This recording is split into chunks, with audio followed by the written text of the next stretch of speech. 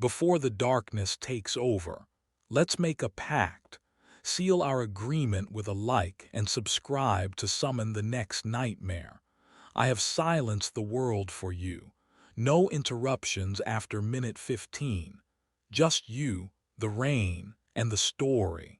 In return, leave a sign of life. Tell me where you are watching from and what time it is in your world. Lock the door and let's begin.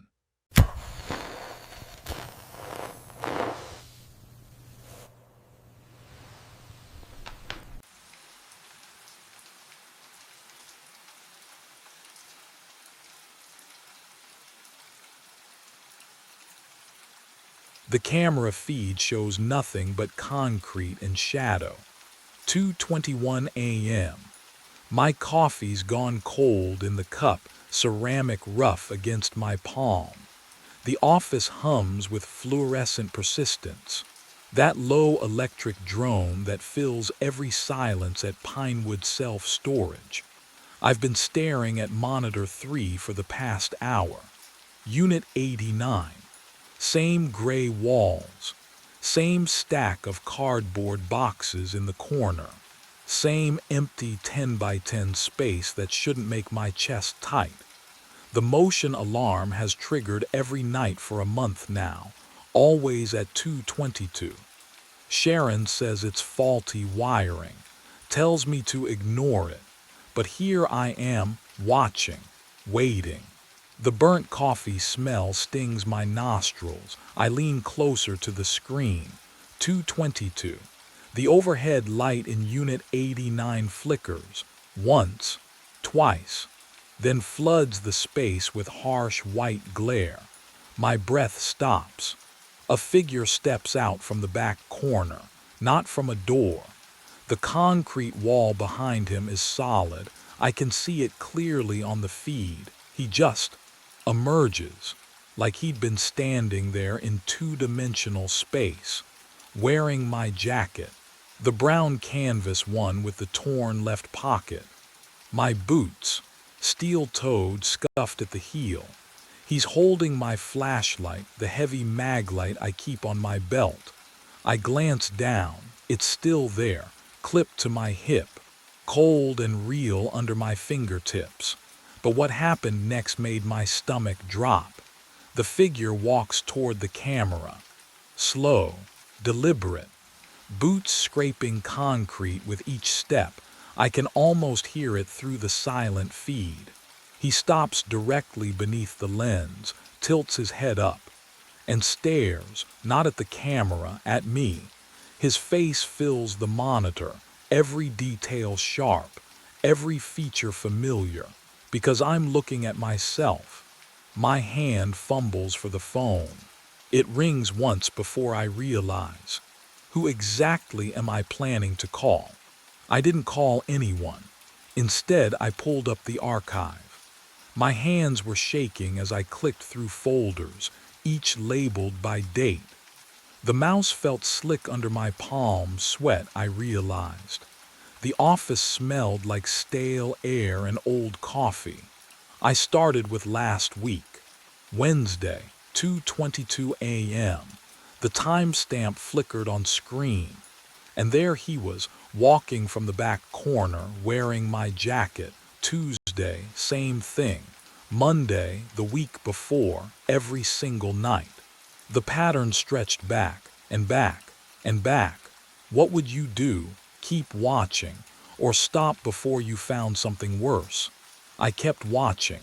30 nights of footage, 30 identical appearances at 2:22 a.m. exactly.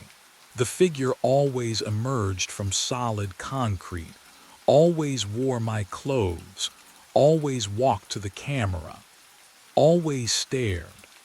But what I discovered in the rental database made my chest tighten in a way the footage hadn't. I pulled up Unit 89's account details. The screen loaded slowly, pixels assembling like they were reluctant to show me the truth. Tenant name, blank. Contact information, blank. Emergency contact, blank. Autopay active. I clicked the payment history. The entries scrolled down 3 months, 6 months, a year. Oh, 3 years, 3 years of automated monthly payments. No missed months, no contact. No visits logged in our access records. Not one. I grabbed the phone, dialed Sharon's emergency line. It rang 4 times before her voicemail picked up, that clipped, dismissive tone even in her greeting. I tried her cell. Straight to voicemail. I tried the regional office number. The line was dead. I went to the filing cabinet, pulled the drawer marked lease agreements. My fingers walked through the tabs. Unit 87, Unit 88, Unit 90. No Unit 89. The folder didn't exist. Sharon had told me she'd check the records, but there were no records to check. There never had been. And that's when I understood someone had erased every trace of whoever rented that unit. Or something was making sure I could never find out who they were. I stood outside Unit 89 at 2:18 a.m., master key cold against my palm. The erased records meant someone wanted this tenant invisible. Therefore, I had to see what they were hiding. The lock clicked open. The door swung inward on silent hinges. I stepped inside and the smell hit me first, cardboard and concrete dust, but underneath something else. Stale air that hadn't circulated in years. My flashlight beam swept across the space. Cardboard boxes lined both side walls, stacked 3 high, their surfaces filmed with dust thick enough to write in. 10 by 10. That's all it was. I moved toward the back wall, boots scuffing against concrete. The beam traveled across the surface. Solid. No seams, no door frame, no hinges. Just cold gray concrete that had been poured decades ago. I pressed my palm flat against it. The chill bit into my skin immediately. Deeper cold than it should be. Wrong cold. Can you imagine standing in a locked box, knowing someone identical to you walks out of that solid wall every night? I checked my watch. 2:21. 1 minute. The boxes closest to me had no labels, no markings. I ran my finger across the nearest one, leaving a trail through the dust. Underneath, the cardboard looked new, fresh, but the dust suggested years of abandonment. My chest tightened. Something here didn't. The overhead light blazed on. I hadn't touched the switch. 2:22 a.m. exactly. The fluorescent tube hummed above me, harsh white light flooding every corner. My shadow stretched long across the floor. I spun toward the door, and that's when I heard them. Footsteps behind me, slow, deliberate, boot heels on concrete. I whipped around, flashlight raised like a weapon. The back wall stared back. Empty. Solid. The footsteps continued, closer. My breathing caught in my throat. I could hear the leather creak with each step, the exact sound my boots made, but I saw nothing, no one. The steps stopped, right behind me. But what I felt on the back of my neck would make me question everything I knew about that concrete wall. The footsteps stopped. I didn't move, couldn't move. The silence pressed against my eardrums like water at depth. Heavy, wrong. My breath came in short pulls, too loud in the concrete box. Nothing stood behind me, I knew that. I'd seen the empty space when I spun around. But the presence remained, a weight in the air, the feeling of being watched by something that occupied the same space I did. The cold hit next. Not gradual, instant. My skin prickled, arms breaking out in goose flesh beneath my jacket. Each exhale turned to white fog curling in the fluorescent glare. The temperature had dropped 20 degrees in seconds. I could smell it now. That mineral scent of deep earth, of places that never see sunlight. Movement caught my eye. On the nearest cardboard box, ink appeared, fresh, black, bleeding through the brown surface in slow, deliberate strokes. Letters forming one by one, as if an invisible hand pressed a marker to the cardboard. My heart slammed against my ribs. I stepped closer, watching the words materialize.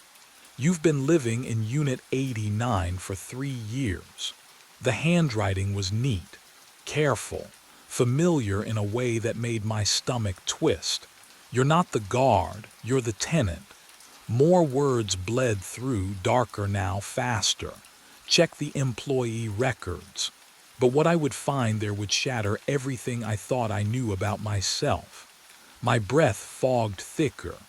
The cold burrowed into my bones. Behind me, the metal door whispered shut, a soft click that sounded like a confession. Then the lock. One clean metallic snap. I turned. The door was sealed, and something in the corner began to move. I didn't wait for whatever moved in that corner. I slammed into the door, shoulder first. The metal shrieked against the frame, but the lock held. My breath came in short bursts, fogging the air in front of me, fog that hung there too long, refusing to dissipate. I hit it again, again. The sound echoed through the concrete box, and beneath it I heard something else. Footsteps shuffling closer behind me. The lock gave. I stumbled into the hallway, fluorescent lights buzzing overhead. A half-second delay between the sound and the flicker, like the building itself was out of sync. My boots pounded against the concrete floor as I ran. Every corner I turned looked identical. Every hallway empty. Can you imagine that kind of silence? The kind that presses against your eardrums like water. But what I found in the office would make the silence seem merciful. The filing cabinet sat against the back wall, same as always. My hands shook as I yanked open the employee drawer. Cross, Ethan. The folder was thin. I flipped it open on the desk under the flickering monitor light. Hire date, October 5th, 3 years ago. The same date stamped on Unit 89's rental agreement. My stomach dropped. I turned the page, and there it was. The previous night guard's employee photo, paperclip to the top. My face, my exact face. But the name underneath, Nathan Pierce. I grabbed the rental agreement from the second drawer. The signature at the bottom was unmistakable. Those loops, that slant, my handwriting, I'd signed it 3 years ago. The monitor behind me flickered. All 12 camera feeds blinked to black simultaneously. Then one by one they came back on. And that's when I saw what was waiting in the other units. The monitors flickered back to life, and Unit 34's alarm screamed. The sound tore through the silence, high and piercing, the kind that makes your teeth ache. I spun toward the wall of screens, fingers already reaching for the feed controls, and froze. On camera 34, a figure stood motionless in the center of the frame, wearing my jacket, my boots. Standing the way I stand when I'm thinking, weight shifted to the left, hands loose at my sides. The overhead light carved shadows across a face I'd seen in the mirror every morning for as long as I could remember. My face. The alarm from Unit 57 joined the chorus before I could breathe. Then Unit 112. The shrill electronic wail layered into something that felt like screaming, like the building itself was trying to warn me. I punched up the feeds with shaking hands. Unit 57, another me, this one closer to the camera, staring directly at the lens with eyes that didn't blink. Unit 112, standing in profile perfectly still like a photograph come to life. Can you imagine seeing yourself like that? Not in a mirror, not in a reflection, but standing separate, breathing in spaces you've never been, watching you through glass and wire. What I saw next changed everything. All three versions turned their heads at exactly the same moment, synchronized, deliberate, all facing their cameras, all staring at me. The office phone started ringing. The sound cut through the alarms, old and mechanical, the kind of ring that demands answering. My hand moved before my mind could catch up, lifting the receiver to my ear. Static hissed across the line, and then my own voice whispered through it. "Stop running. You know where you belong." The line went dead, but what I heard in the static afterward made my blood freeze. The static faded. I stood frozen at the desk, receiver trembling in my hand. Then, the memories came, two versions, both mine, both real. I remembered my first night as a guard, Sharon showing me the office, explaining the routes, handing me the keys. October 5th, 3 years ago. But I also remembered arriving as a tenant that same night, unloading cardboard boxes from my truck, stacking them in Unit 89, the overhead light humming, never leaving. My chest tightened. Can you imagine holding two lifetimes in your skull at once? I pressed my palms against the desk. Cold metal, real. But which version of me was touching it? The guard memory showed me walking these hallways every night, checking locks, reviewing footage. Years of routine. The tenant memory showed me sitting in the dark between those boxes, listening to footsteps outside, waiting for someone to find me. Years of silence. Both felt true. My pulse hammered in my ears. I needed something. Proof, evidence that I wasn't fracturing completely. The desk drawer. I'd opened it 1,000 times, or had I? The metal scraped as I pulled, sharp, tooth-aching sound. Inside, beneath old pens and a broken flashlight, lay a leather journal.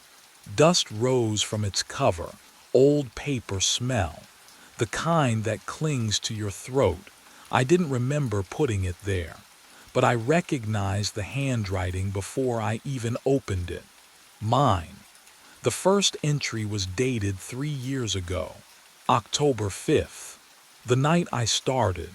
Everything I read, night 1. Unit 89 triggered again at 2:22. Checked the feed, saw myself inside. This is the 4th year I've watched him. Tomorrow I go back in. Someone else takes the desk.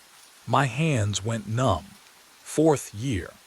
But what the journal revealed on the next page made my blood turn to ice.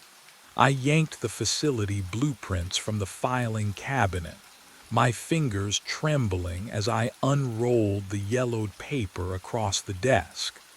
The smell of old ink and dust filled my nostrils, but something was wrong. I traced the hallway grid with my fingertip. Units 76, 83, 91. The numbers jumped. No Unit 89, it didn't exist on the map. My pulse hammered in my ears. I'd walked into that unit, touched its walls, breathed its stale air. How could it not? I had to see for myself. The hallway fluorescence buzzed overhead as I rushed toward the west corridor, my boots echoing on concrete. Left at the junction. Past Unit 76.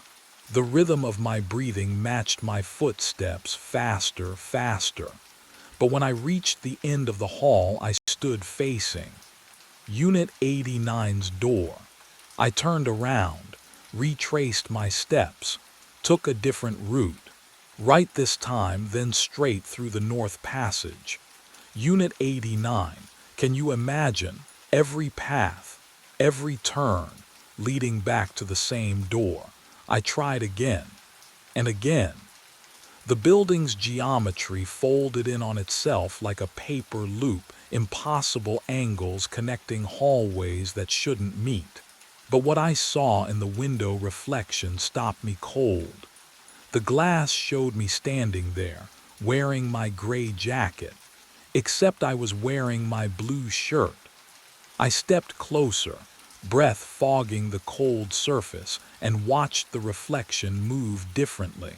It turned its head before I did, raised its hand while mine stayed at my side. I spun around. The hallway behind me was empty, except for another window, another reflection, this one in my uniform from 3 years ago. I looked left, right. Every window, every glass surface showed a different version of me, standing in positions I wasn't standing in, wearing clothes I'd forgotten I owned. And that's when I understood the building wasn't looping. I was existing in all the loops simultaneously. I ran. Gravel sprayed beneath my boots as I tore across the parking lot toward my truck, keys already in my hand, trembling fingers. The door handle was cold, so cold it burned, but I yanked it open and threw myself inside.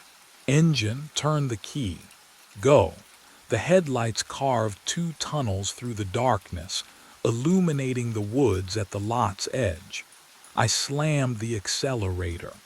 The truck lurched forward, tires spitting stones against the undercarriage in a metallic hail. The tree line rushed toward me and stayed exactly where it was. I pressed harder. The speedometer climbed, 20, 30, 40. But the woods remained frozen in the same position, like a photograph held just out of reach.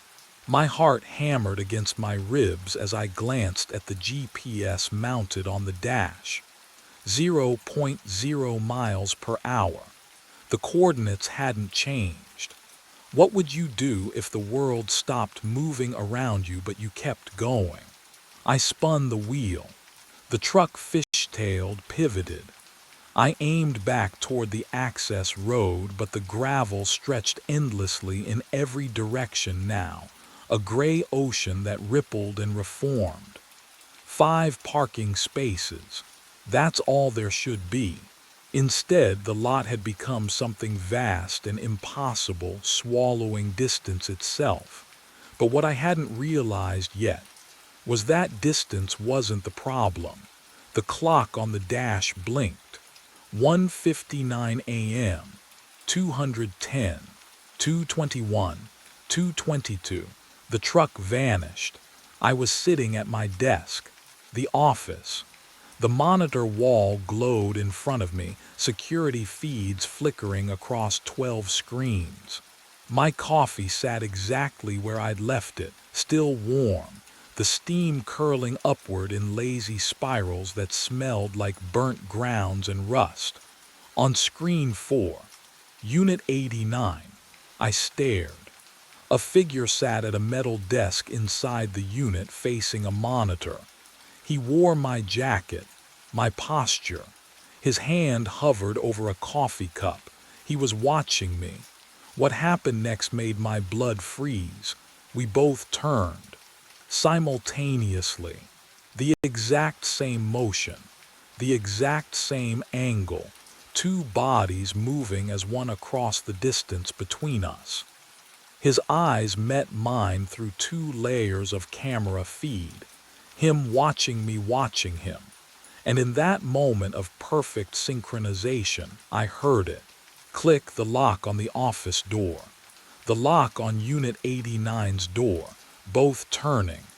At exactly 2:22 a.m., the lights went out, complete, total, the kind of darkness that pressed against my eyes like cold water. I heard breathing.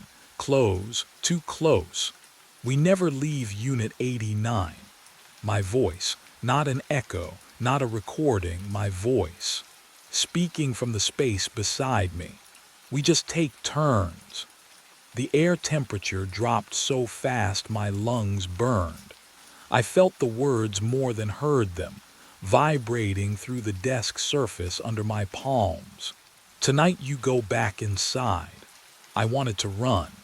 My legs wouldn't move, couldn't move, because somewhere deep in the fog of my fractured memory I knew I'd already said these exact words before. The monitor flickered back to life, a pale blue glow casting the only light in the office. My hands looked gray in its wash. Dead hands. On the screen, Unit 89's door stood open, and I watched myself walk toward it. Not the me sitting frozen at this desk, but another me, wearing my jacket, my boots, moving with my gait. He stepped over the threshold without hesitation, without looking back. The door closed behind him with a soft metallic click that echoed through the speakers. The lock turned. But what happened next made my blood turn to ice. Because on a different monitor, the one showing the security office, I saw the chair I was sitting in. Empty, just an empty chair slowly rotating as if someone had just stood up. Then I heard footsteps behind me, my own footsteps, walking away. The office door opened, closed. I sat at the desk. My hand reached for the cold coffee cup. The monitors glowed steady. Unit 89 showed a figure standing motionless inside, staring at the camera. At 2:22 a.m. tomorrow night, the alarm would trigger again, and I would watch myself walk into Unit 89. Because we never leave. We just take turns guarding each other. The fabric felt wrong the moment I touched it. Cold. Too cold for something that had just finished a hot cycle. I pulled the bundle from washer 7, and the fluorescent lights overhead buzzed louder, as if they were listening.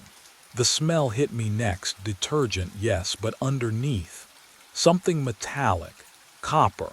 I unfolded the wet uniform, navy blue, security guard patch on the shoulder, and stitched across the chest pocket in white thread, Owen Brady, my name.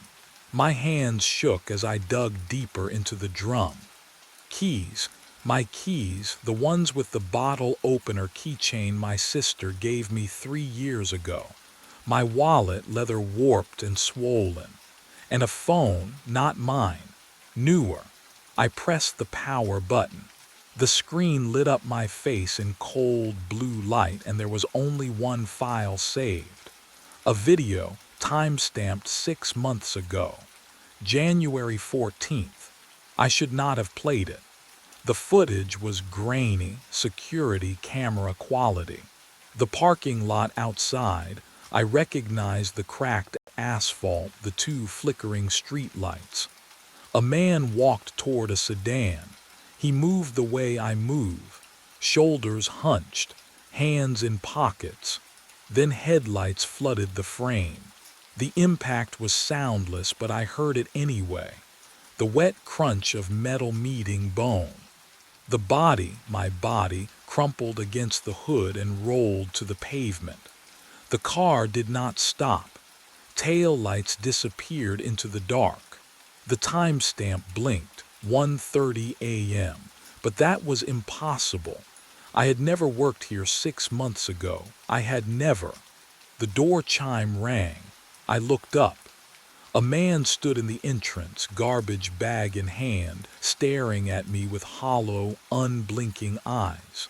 The clock on the wall read 1:30 a.m. What he did next would prove I had been dead all along. My mind raced back. 4 nights earlier, the shift had started like all the others. 10 p.m. Fluorescent lights buzzing overhead, that sharp detergent smell already burrowing into my nostrils. Dennis came in first, hauling his bundled sleeping bag, nodding at me with that cracked tooth smile. I nodded back. We never talked much, but the acknowledgement mattered, you know. It was the only proof I existed some nights. Patty arrived around 11. Same anxious shuffle, same 3 blankets. She loaded washer 9, avoided eye contact, fed the machine quarters one by one. The metallic clink echoed in the empty space. I busied myself wiping down the folding tables, pretending I had purpose. The hours crawled. Dennis left around midnight. Patty's dryer hummed its monotonous song. I scrolled my phone, refreshed emails that never came, checked messages from people who had stopped asking how I was. Can you imagine that kind of loneliness? Not dramatic, just hollow, but what happened at 1:30 would change everything. The door chimed. A man entered, tall, gaunt, eyes sunken like he hadn't slept in weeks. He carried a black garbage bag, the plastic crinkling with each step. His shoes squeaked on the linoleum. Patty glanced up, then quickly away. He went straight to washer 7. I watched him load the clothes, slow, deliberate, like he was performing surgery. He fed quarters into the slot, 8 of them. The machine chugged to life, water gushing, drum spinning. And then he just sat there, in the plastic chair across from it, staring, not glancing, not checking his phone, staring, unblinking.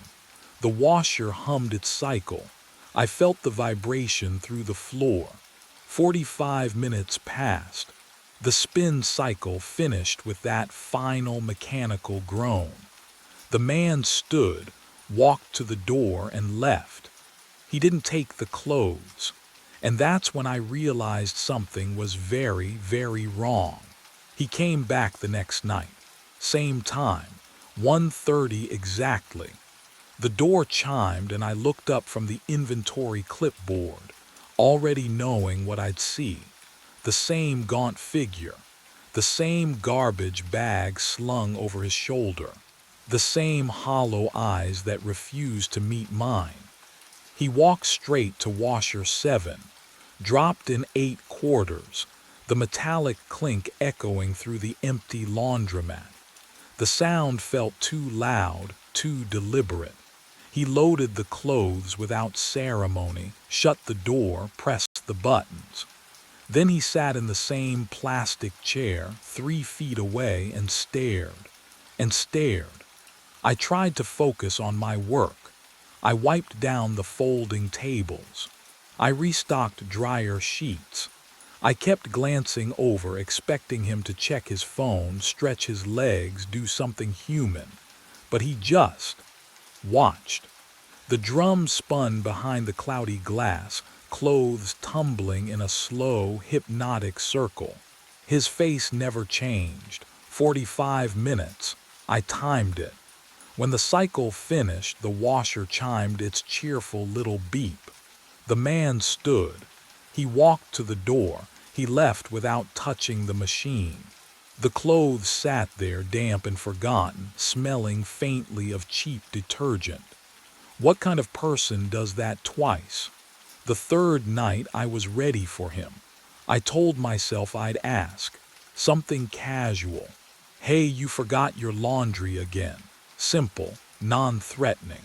But when 1:30 came, when the door chimed and he walked through with that same dead-eyed stare, the words caught in my throat, because there was something wrong with his face. Not disfigured, not injured, just absent, like a photograph of a person instead of the person themselves. He repeated the ritual 8 quarters, washer 7, the chair, the stair. This time I counted the seconds. 2,700. Exactly 45 minutes. He stood, turned, and walked out into the night. The fluorescent lights buzzed overhead, filling the silence he left behind. I waited 5 minutes. Then I crossed to washer 7 and opened the door. The smell hit me first, detergent, yes, but underneath it something faintly metallic. I pulled out the clothes piece by piece. A pair of jeans, faded, worn at the knees, 2 gray t-shirts, a flannel button-up with a frayed collar, socks, boxers, ordinary, completely, frustratingly ordinary. I pressed my palm against the inside of the drum. Cold metal. Nothing hidden, nothing strange. I ran my fingers along the rubber seal, checking for what? A note, a clue. Can you imagine searching a washing machine for answers and having no idea what questions you're even asking? That's when I saw it. A scratch on the glass door. Thin. Curved. Like someone had dragged a key across the surface in a slow arc. I leaned closer, my breath fogging the glass. I'd worked here for 2 years. I knew every stain on the linoleum, every loose button on the chairs, every temperamental machine. I had never seen this scratch before, but, oh, I knew it. The shape of it, the angle, the way it caught the light. Why did it feel like I'd traced it with my own fingers 100 times before? My hands shook as I dialed. The phone felt cold against my ear, too cold, like pressing ice to skin. The detergent smell in the air turned sharp, almost chemical. 3 rings. 4. Non-emergency line, this is Officer Ramsey. My throat tightened. I need to ask about a case. A hit and run.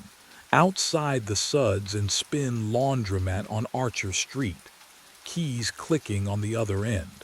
Slow, mechanical. Date of incident. 6 months ago, January 14th. More clicking. A long pause that stretched too thin. The fluorescent lights above me buzzed louder, vibrating through my skull like static. "We have that file," Ramsey said. His voice was flat, professional, detached in a way that made my stomach drop. Victim was Owen Brady, 34 years old, struck by a vehicle at approximately 1:30 a.m., declared dead at the scene. The floor tilted. That's me," I whispered. "I'm Owen Brady." Silence. "Sir, I don't know what you're—" "I'm telling you I'm Owen Brady. I work here. I'm standing in the laundromat right now." "Sir." His tone shifted, careful.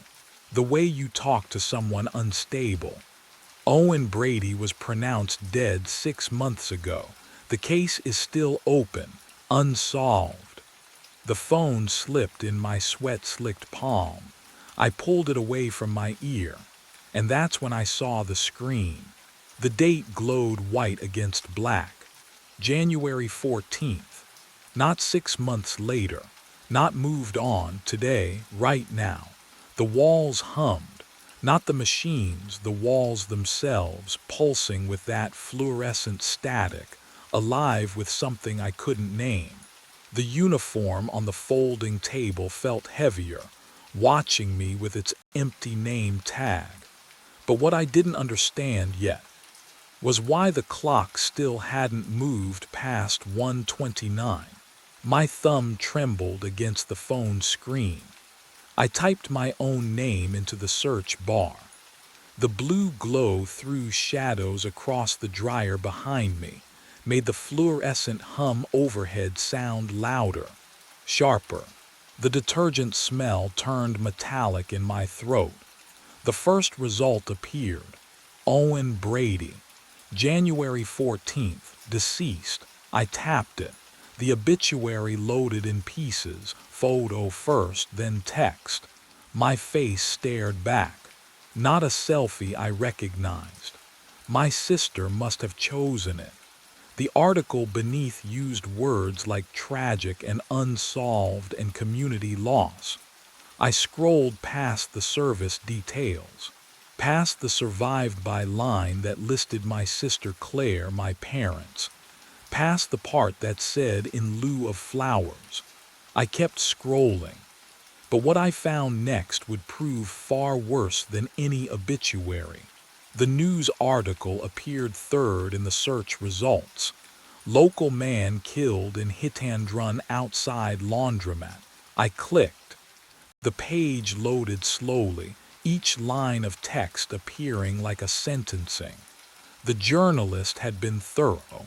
Time of impact: approximately 1:45 a.m.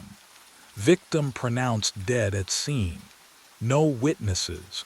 Security footage inconclusive. There was a photo. Grainy, dark parking lot. Yellow police tape. And beneath a blue tarp in the center of the frame, a shape. My shape. My hands went cold, not nervous cold. Dead cold. I opened my contacts, found Claire. Typed fast before I could think. It's Owen, I'm alive, call me. The message sent. Delivered, but no response came.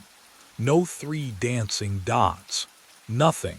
I dialed my landlord. The phone rang once, then a recorded voice. The number you have reached has been disconnected. I tried my parents. Disconnected. I tried the convenience store below my apartment. Disconnected. Every number I called, every person I texted, led nowhere. But then I heard something that made my blood freeze entirely. I wasn't going to wait until 1:30.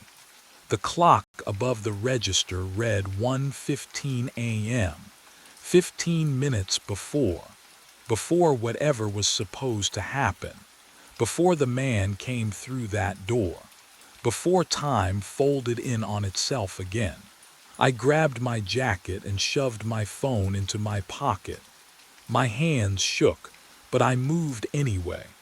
The fluorescent lights hummed louder as I crossed the tile floor. Each step echoed wrong, like the room was listening. I reached the front door and pulled. Nothing. I pulled harder. The handle was ice cold under my palm, colder than metal should ever feel indoors. The lock was turned to open position, but the door wouldn't move. Come on, I whispered. My breath fogged in front of my face. When did it get so cold? I slammed my shoulder into the glass. Pain shot down my arm. The door didn't even rattle. It felt solid, immovable, like pushing against a wall. But the building had other plans for me. I turned and ran for the back exit, the employee door near the storage closet. Locked. I fumbled for my car keys, thinking maybe I could just drive through the damn window if I had to. What would you do, trapped in a place that shouldn't be able to hold you? I sprinted into the parking lot through the side door. It opened. Relief flooded through me for half a second. My sedan sat under the flickering street light. I jammed the key into the ignition and twisted hard. The key snapped. Clean. Sharp. The metal broke in my hand like it was made of glass. I stared at the jagged edge, and the detergent smell from inside rolled over me in a wave, thick, chemical, suffocating. Then I blinked. The clock read 1:29 a.m. I was standing in front of washer 7. The door was already open, waiting. Inside, folded neatly, the uniform lay damp and ice-cold against my fingers. What happened in those missing 14 minutes, I still can't fully explain. But I knew one thing with absolute certainty: something was coming. And this time, I wouldn't be able to run from it. The door chime rang. 1:30 a.m. Exactly. He walked in with the garbage bag just like before. Same stride, same blank expression. But this time I was waiting. This time I wasn't going to let him load that washer and disappear into the fluorescent hum. Stop, my voice cracked. Just stop. He froze 3 feet from washer 7. The bag slid from his grip, quarters rattling inside. Up close I could see the exhaustion carved into his face. Lines too deep for sleep deprivation alone. Shadows under his eyes that looked permanent. You know, I said. My hands trembled. Don't you? You know what's happening. His mouth opened, closed, opened again. I'm sorry. The words came out like a confession pulled from somewhere deep and rotten. I'm so sorry, Owen, my name. He said my name. Who are you? Leonard Watts. He swayed slightly as if standing required effort he no longer possessed. I am, the driver. The fluorescent lights buzzed louder. The room tilted. You hit me. The words felt strange in my mouth. 6 months ago, in the parking lot.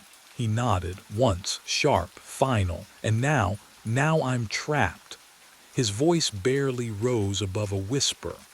I wake up every night at 1:30 a.m. I drive here. I watch you. He swallowed hard. I watch you walk outside. I hear the impact. I see you fall. Can you imagine that?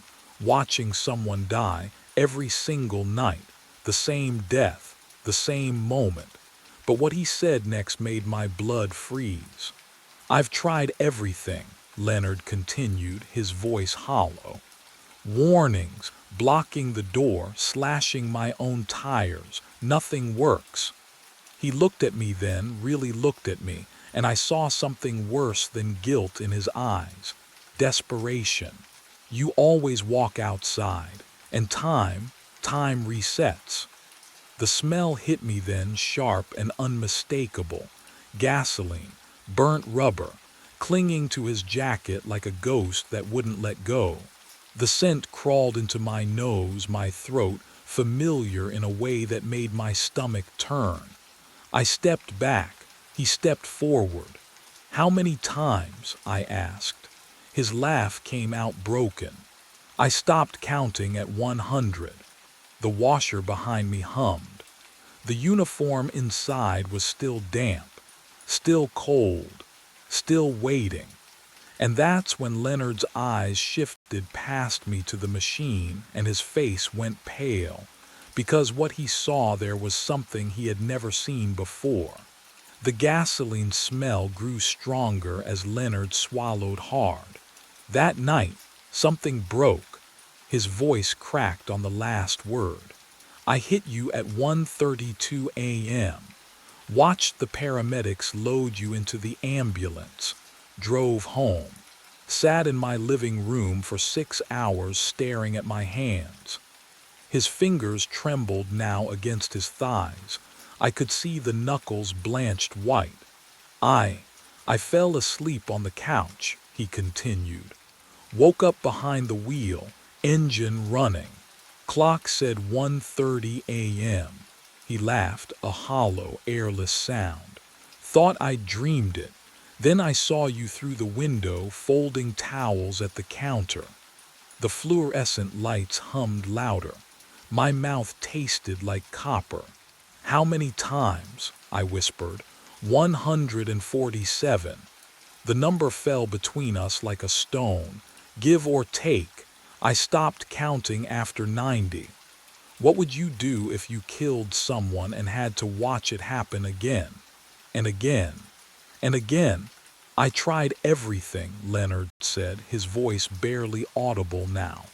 First time I ran inside, warned you, begged you not to go outside. You looked at me like I was insane.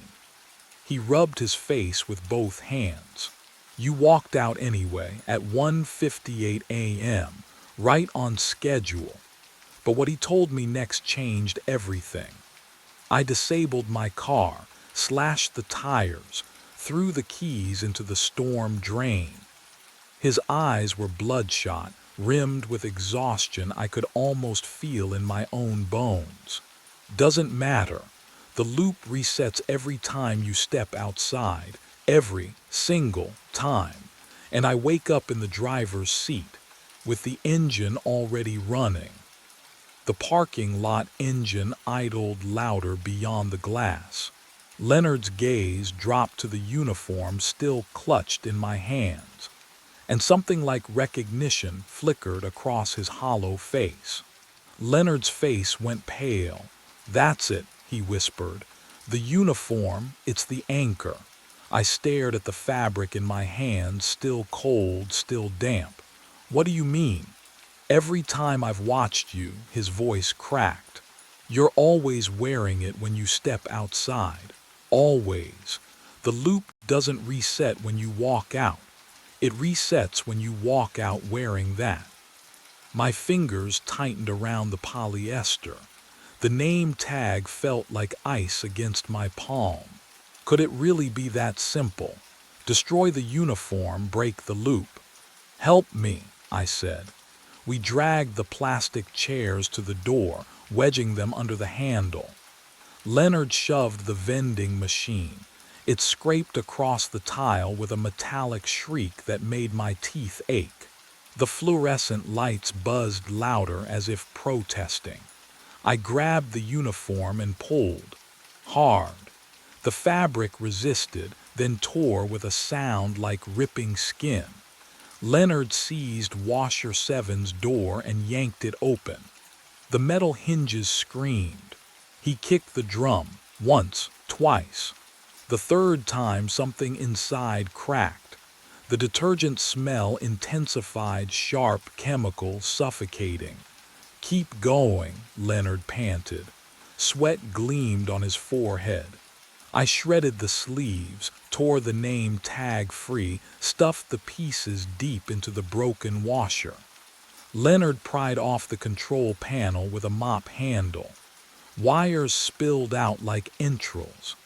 We stood there, breathing hard, surrounded by wreckage. "It has to work," I said. "It has to." The lights flickered. Once, twice. Can you feel it? That moment when you realize you've made a terrible mistake. The fluorescent hum dropped an octave, then stopped completely.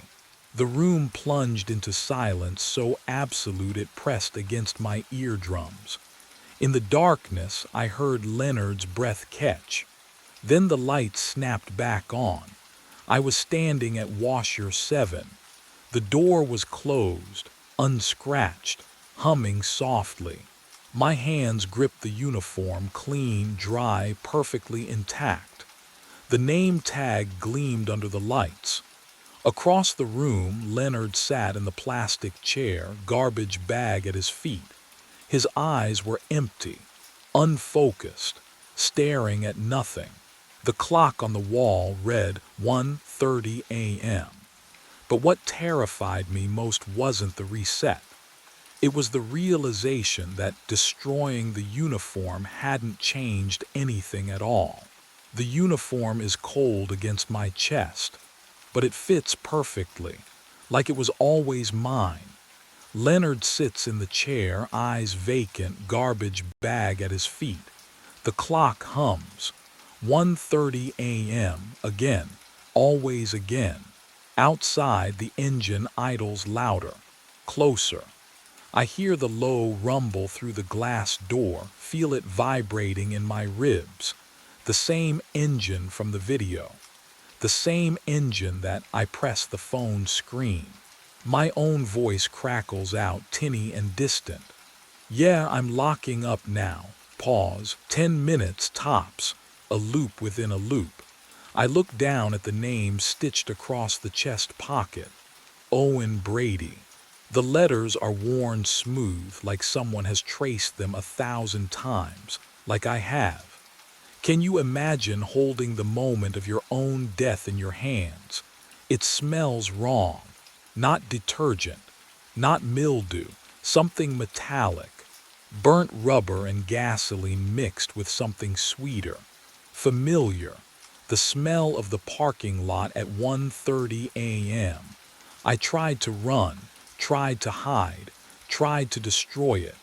But what I finally understood was this. The loop does not need Leonard. It needs me. Leonard was just the driver. I am the destination. The fluorescent lights flicker.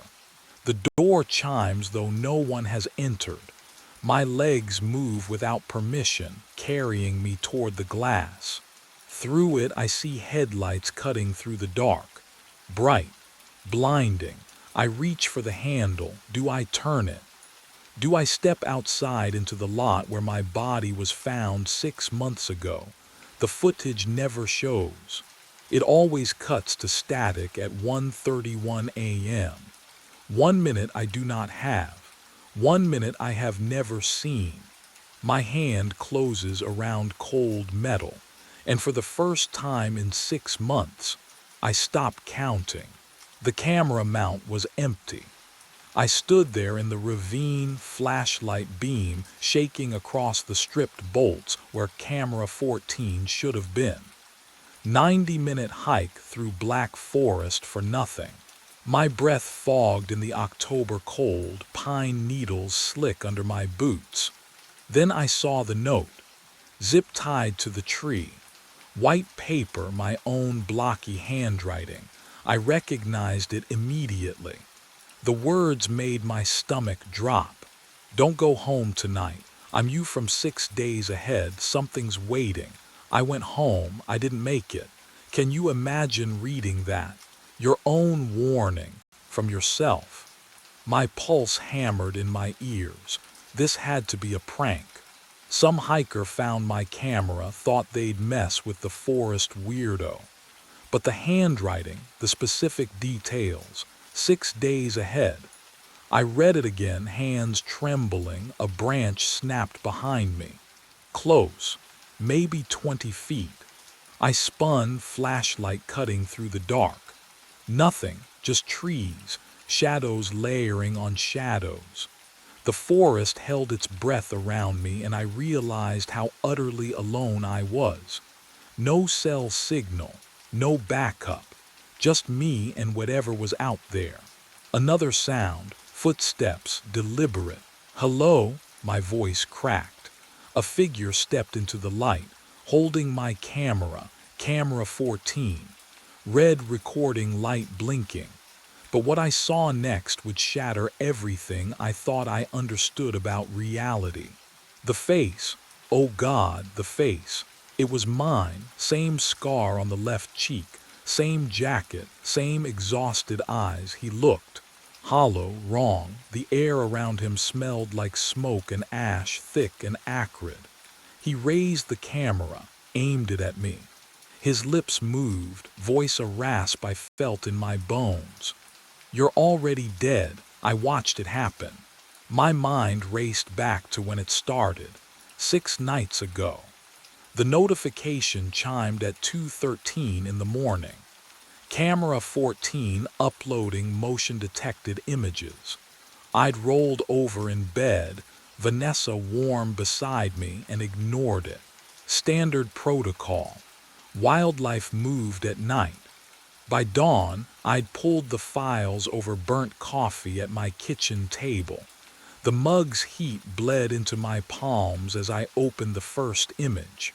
A figure, standing at the ravine's edge, 70 yards from the camera. Hiker, I told myself, lost, but the timestamp read 3:17 in the morning. No headlamp, no visible gear. The next night, another upload, same figure, 50 yards now, closer, third night. 30 yards, the resolution sharpened. I could make out a jacket, dark. Familiar cut, fourth night, 20 yards, I zoomed in. My hand trembled against the trackpad. The figure wore my jacket, the navy one with the torn pocket from last season. Same build, same stance. But what I saw on the fifth night changed everything. 15 yards from camera 14, close enough for facial features. I enlarged the image until pixels fractured across my screen. The scar on the left cheek, the exact angle of the jaw, the hollow eyes staring directly at the lens. It was me, same clothing, same everything, down to the boots I'd worn that very day. My breath caught. Cold sweat prickled down my spine. I scrolled to the sixth upload, received just hours before I'd driven out to check the site. The image stopped my heart, not the forest, not the ravine, my living room, door open, someone entering, timestamp 6 days ahead, October 21st, 9:47 at night, the exact time I always came home. And that's when I understood. Whatever was hunting me knew my schedule better than I did. I drove, gravel pinging against the undercarriage, headlights cutting through pine shadows that swallowed the road behind me. My hands wouldn't stop shaking on the wheel. Camera 14 was 90 minutes into the forest, and I had to retrieve it, had to see what was real. The trailhead appeared at 4:37. I grabbed my pack and flashlight, locked the truck. The forest swallowed sound here. No wind, no animals, just the crunch of my boots on frozen needles. Every 20 steps I'd stop, listen. Nothing followed, but the silence felt occupied. Can you understand that? When emptiness has weight. 40 minutes in, my breath came shallow. The cold bit through my jacket, tasting of metal and old smoke. Wrong for October. Wrong for this forest I'd walked 100 times. But what I found at the ravine would make everything else irrelevant. The mount was empty. Camera 14 gone. Just the aluminum bracket bolted to the pine, security cables dangling like severed nerves. I ran my fingers over the cut ends. Fresh. Someone used bolt cutters today. Then I saw the note. White paper zip-tied to the trunk at eye level. My own handwriting. I'd know those loops anywhere the way I slashed my capital I's. My hands trembled as I tore it free. The words burned into my skull. I'm you from 6 days ahead. Don't go home, something's waiting. I went home, I didn't make it. My chest tightened. 6 days ahead. The timeline matched, the uploads, the progression, that final image of my living room door. What would you do? Would you believe it? I read it again. The paper smelled like ash. What I didn't know yet was that the warning had already failed. My phone buzzed in my pocket. The screen lit up. New upload received. Camera 14. Timestamp. Oh God, timestamp. 6 minutes from now. I didn't look up from my phone. That saved me. The air shifted behind me. A rush of movement, and I threw myself sideways as hands. My hands, the same calloused fingers, grabbed for my throat. I hit the ground hard. Pine needles bit into my palms. The figure crashed down on top of me, and the smell hit me like a fist. Smoke. Ash. Wrong. He was me. Exact weight. Exact reach. We grappled in the dirt, silent except for our breathing, identical rhythms fighting against each other. His grip on my wrist was the same strength I'd used 1,000 times tightening bolts on camera mounts. I knew how hard he'd squeeze before my bones gave. He knew I'd twist left to break free. So I twisted right. His fingers slipped. I rolled, kicked his knee, felt it buckle the way mine would, got to my feet, ran. The ravine opened before me, steep and black between the trees. I didn't think, just moved. Branches whipped my face. Roots tried to trip me. Behind me, footsteps. Identical boots hitting the same stones at the same speed. Running won't change it. His voice tore through the forest. My voice, hoarse and desperate. I already lived this. But what he shouted next made my blood freeze. I crashed through underbrush, lungs screaming. The trail. Where was the trail? Darkness pressed in from all sides. Every tree looked the same. I'd hiked this route a dozen times, but panic scrambled my memory. Left or right? Which way led back to there? The orange trail marker. I burst onto the path and saw my truck 50 yards ahead, pale paint gleaming in the moonlight. Keys already in my hand. When had I grabbed them? I didn't remember, didn't care. The door, the ignition, engine roaring to life. I threw it in reverse, tires spitting gravel. Spun the wheel, shifted to drive.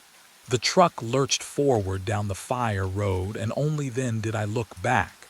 He stood in the middle of the road, motionless. Camera 14 raised to his face, red light blinking, photographing me. What would you do? Would you floor it and never look back? Or would you already know, deep in your bones, that the shutter sound echoing through the pines was the sound of fate closing around you? I drove faster. The figure shrank in my rearview mirror but never moved. Just stood there, watching, recording. My hands shook on the wheel. I could still smell the ash on my clothes where we'd touched. A smell that shouldn't exist yet, a smell from 6 days ahead when something burned. The road twisted through the forest. I took the turns too fast, branches scraping the truck's sides. But no matter how many miles I put between us, I couldn't shake the certainty settling into my chest like ice water. He'd let me go. He'd already known I would run.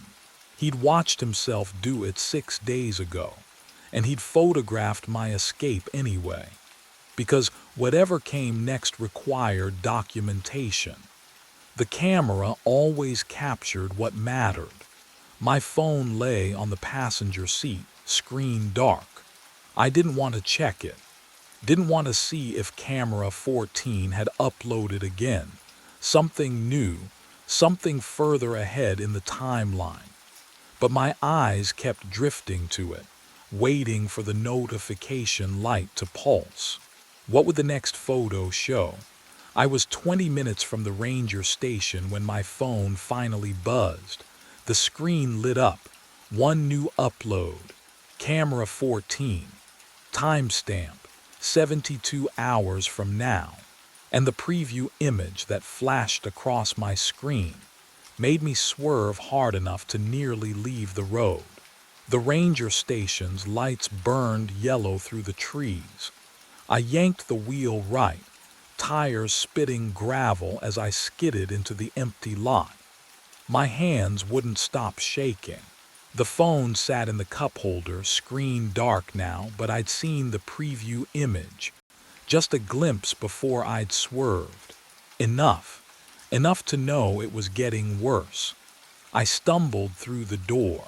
Hank looked up from his desk, coffee mug halfway to his lips. The station smelled like burnt grounds and pine cleaner. And something else. Something faint, like ash carried on wind that shouldn't be blowing indoors. Breslin, he set the mug down, you look like hell. Camera 14. My voice came out raw. There's someone in the forest. He looks exactly like me. He had the camera, he knew. Whoa. Slow down. I'm not crazy. Was I? The uploads, 6 nights of photos. The figure approaching is me, Hank. Same clothes, same scar. And the last photo shows my house 6 days ahead and trail cam malfunction. Hank leaned back in his chair, and it creaked in a way that felt wrong, delayed, like the sound arrived a heartbeat after the movement. Happens all the time. Lens flare creates doubles or some pranksters messing with you. This isn't a prank. Then what is it? His eyes held no belief, only pity. You've been out there alone too long. Vanessa's been saying, don't. I cut him off. Just don't. But what could I say that wouldn't sound insane? What would you do if your supervisor looked at you like you'd already lost your mind? My phone buzzed. New upload received.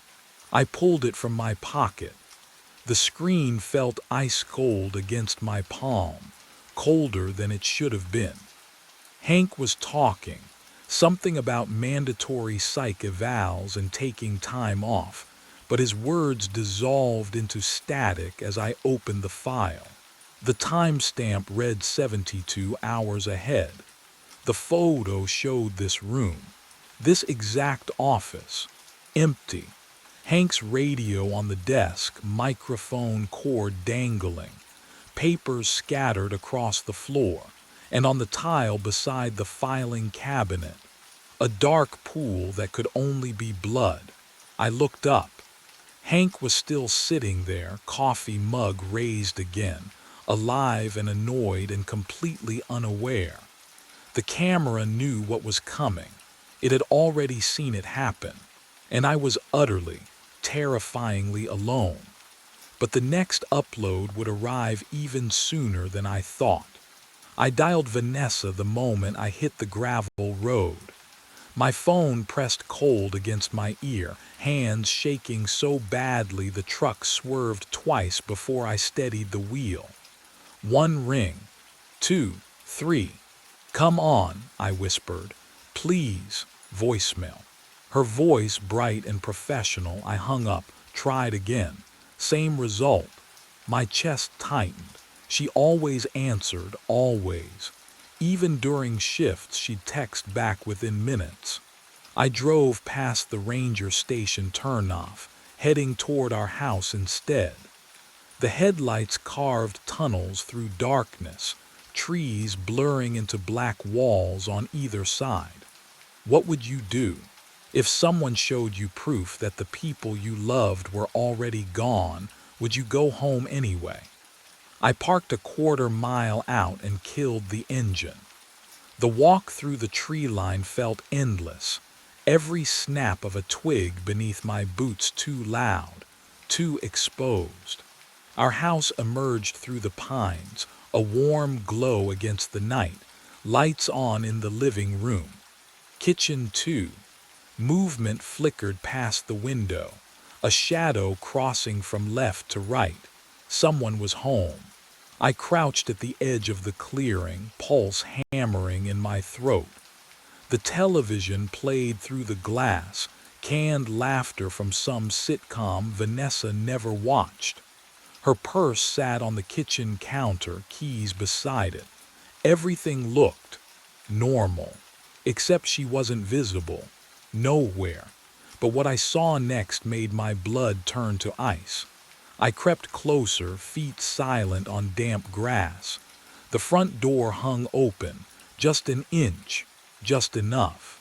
Cold air drifted out, carrying something with it, a smell that didn't belong, smoke, ash, the acrid tang of something burned, not wood, not food, flesh. The scent coated my tongue, thick and wrong, and I knew Vanessa wasn't just missing. Whatever had happened in that ranger station, photo 3 days from now had already started here. Tonight. I pushed the door wider, metal grip cold against my palm. The smell hit harder inside, ash and copper and something chemical like melted plastic. The television still played, canned laughter echoing through the silence. The living room was wrong. Our floor lamp lay shattered near the couch, glass shards glinting under the overhead light. The armchair we'd bought last spring, overturned, one leg snapped clean off. Dark droplets trailed across the hardwood. Blood. Small spatters at first, then larger, leading toward the hallway.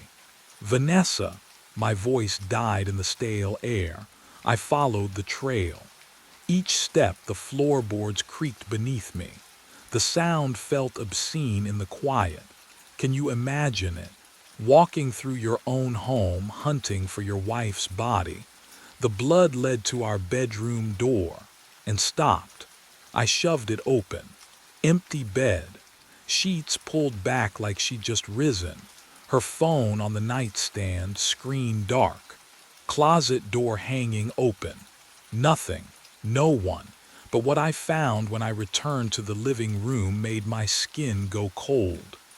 Camera 14 sat on the coffee table, right there, in the center.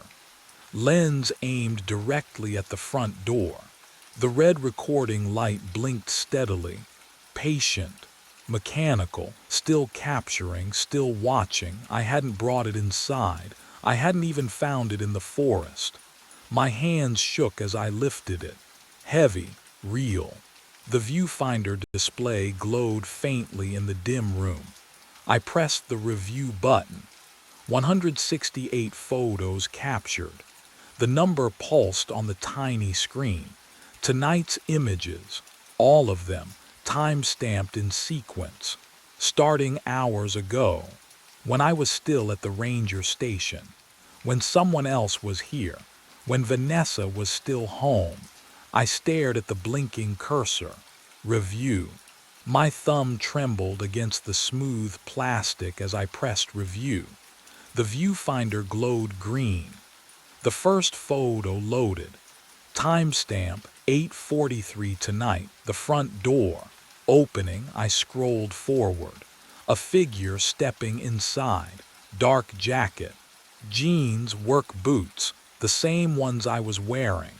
The camera had been positioned on the coffee table, lens aimed at the entryway. Motion triggered. Each photo captured in 2-second intervals. Photo 12. The figure turning, face visible now. My face. Can you imagine staring at yourself committing a crime you don't remember?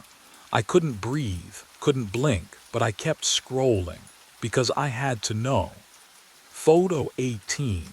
Vanessa appearing in the kitchen doorway, phone in hand. Her mouth open, calling out. Photo 20. The figure, me crossing the living room toward her. Photo 22. Empty frame. They'd moved out of view. The next 6 photos showed nothing. Just the overturned lamp casting shadows across hardwood. Then, Photo 29 captured movement again. But what I saw in the following images would crack my understanding of reality itself. Photo 30. My doppelganger walking back into frame. Calm, expression blank. He moved like someone completing a checklist. He approached the coffee table, reached toward the camera, adjusted the angle slightly. Photo 31, his hand withdrawing. Photo 32 through 167, a nightmare slideshow. Me carrying the camera outside. Close-up of my truck's interior, dashboard clock visible. Forest road, darkness between trees. The ravine, finally. The empty mount where camera 14 had been zip-tied. Where I'd found the note. The metallic smell of blood still hung in the air around me. I lowered the camera. I hadn't driven to the ranger station tonight to avoid coming home. I'd already been here, and whatever I'd done to Vanessa, I was about to do it again. I smashed camera 14 against the coffee table edge. The plastic housing cracked, split. The lens shattered, tiny glass fragments scattering across hardwood. I pried open the battery compartment, ripped out the SD card, and held my lighter beneath it. The acrid stench of melting plastic filled my nostrils, sharp and chemical. The card curled, blackened, dripped onto the floor. There. Done. I called 911. My wife is missing. There's blood, please. They arrived within 40 minutes. 2 officers. The younger one swept his flashlight across the living room while his partner questioned me. You said there was blood, Mr. Breslin. I pointed to the bedroom threshold. Nothing there, the carpet clean. Vacuum lines still visible. It was right there. The older officer exchanged a glance with his partner. And your wife's name? Vanessa. Vanessa Breslin. She's a nurse at St. Mary's. She wouldn't just, sir. He tapped his notepad. Our records show she checked into a hotel in Portland yesterday afternoon. Left a note on your kitchen counter. What note? What would you do if everyone insisted you were wrong about your own life? But what I discovered 3 days later made the missing blood seem trivial. I checked the counter. There it was. Vanessa's handwriting. Needs some space. Don't call. I didn't remember seeing it.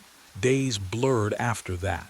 I'd find myself standing in rooms with no memory of entering. Meals half-eaten. My phone showing calls I didn't recall making. Then I woke in my truck.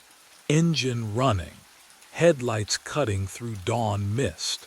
The forest road stretched ahead, familiar and wrong. I looked down. Camera 14 sat intact in the passenger seat, red light blinking, and the SD card, unmelted, unmarked, was slotted firmly inside. I woke with dawn light slicing through the pines, camera 14 heavy in my lap. The ravine stretched below me. Steep, familiar, wrong. My hands were coated in ash. The smell, smoke, and something chemical, burnt plastic, clung to my jacket like a second skin. I had no memory of driving here. 6 days. That's how long the loop had said. 6 days between the photo and the event. I tried to count backward, but the hours had blurred together like wet ink. Meals I didn't remember eating. Conversations I couldn't recall. Vanessa's voice on the phone, distant, pleading, then nothing. The camera's red light blinked, still recording, through the trees, movement. A figure hiking uphill toward the empty mount where camera 14 should have been. Same navy jacket, same deliberate gait, same scar catching the early light. Me, 6 days ago. Can you imagine watching yourself walk toward your own destruction? I wanted to scream, to warn him, to run, but my legs wouldn't obey. The loop had its own gravity now, pulling me forward like current dragging a drowning man deeper. I watched my past self reach the tree. Confusion flickered across his face, my face. He found the note zip-tied to the bark. Read it. His hands trembled, but what happened next wasn't a choice anymore. I stepped from the shadows, camera 14 raised. His head snapped toward me. Recognition. Horror. The exact expression I'd worn 6 days ago. Or was it 6 days from now? Time had lost meaning. I opened my mouth. The words came automatically as if I'd rehearsed them 1,000 times before. You're already dead, I whispered. I watched it happen. His eyes widened. He stumbled backward. Therefore, I lunged forward, not because I wanted to, but because I already had. The loop closed around us both like a fist. I was the doppelganger now. The warning, the inevitable. And somewhere, 6 days ahead, another version of me was waking up, beginning again. The screen showed something that shouldn't exist. I leaned closer to the security monitor, eyes burning from the blue glow in the ferry's cabin. The cargo hold camera fed back grainy footage, all shadows and steel walls. But there, movement in the corner frame. A figure in a soaked uniform dragged something heavy across the deck plating. The sound of the engines thrummed through my boots, steady and low, but the cabin air smelled wrong. Rust. And something else. Lake water, cold and mineral thick, though I was 3 floors above an empty hold. The figure moved like it was underwater. Slow. Deliberate. The canvas bundle behind it left a dark smear. My throat tightened. We didn't load cargo tonight. The manifest was empty. I checked it myself before we left North Dock. The figure stopped dragging, just stopped. Then it looked up at the camera. My hands went cold. The face staring back was mine. Same nose. Same scar through the left eyebrow from a childhood fall. But the eyes, oh God, the eyes were black, fully black, liquid dripping from the hair, from the collar, pooling at the boots, water running upward along the jaw, defying gravity. Can you imagine seeing yourself like that, drowning, but still moving, the mouth opened? No sound came through the monitor's static, but I felt the words in my chest. What was in that canvas bundle? My hand found the throttle, fingers trembling. The metal was ice cold under my palm, colder than it should have been in September. The duplicate on the screen blinked, 3 seconds after it should have. Then the engine died, the hum beneath my feet gone. The lights flickered once, twice. The cabin plunged into silence so complete I heard my own heartbeat hammering against my ribs. And that's when the footsteps started below deck. My mind dragged me back. 4 weeks earlier, before I understood what was waiting in that cargo hold. The return crossing from South Dock started normal enough. Engine humming steady. Lake calm as black glass. But the ferry rode low in the water, stern dipping with each swell like we were hauling freight. The cargo manifest showed empty. I felt it through the deck plating. That wrong vibration, the groan of a hull under stress. The smell hit me next. Not diesel, not rust, something colder. Like lake water in January, even though it was still September, still warm. Can you imagine that? A smell that feels like temperature. I descended to check the ballast tanks, flashlight beam cutting through the dark. Numbers on the gauge made no sense. Distribution balanced. Fuel levels normal. But the boat knew something I didn't. It settled deeper with every crossing, swallowing itself inch by inch into the lake. At North Dock, I found Perry smoking by the maintenance shed. "We're riding 4 inches low," I said. He exhaled through his nose. "Logs say you're empty." "I know what the logs say, I'm telling you, Graham." He dropped the cigarette, crushed it. "You filed 3 reports last month. Faulty depth finder, temperature anomalies. Christ, you measured the engine vibration with a ruler." He walked past me toward his truck. "Get some sleep." But I didn't sleep. I started logging everything. Water displacement, hull angle, weight distribution calculations scribbled in margins of my shift reports. Every night the numbers climbed. 200 pounds, 500, a ton. Something was accumulating in the hold, and whatever it was getting heavier. My phone buzzed against the metal console halfway through the crossing, the vibration lost beneath the engine's steady drone. I glanced down. Jillian's name glowed on the screen. "I'm going to my sister's in Spokane. Need space. Don't call tonight." The words sat there flat and final. No question mark. No opening for negotiation. I read them twice, my thumb hovering over the keyboard, but what could I say? That the boat was riding too low. That I'd measured the same phantom weight 3 nights running. She'd heard it all before. My obsessions, my theories, my refusal to let things go. The diesel smell seemed sharper suddenly, mixing with the cold that rose from the deck grates. I pocketed the phone, checked the time. 11:47.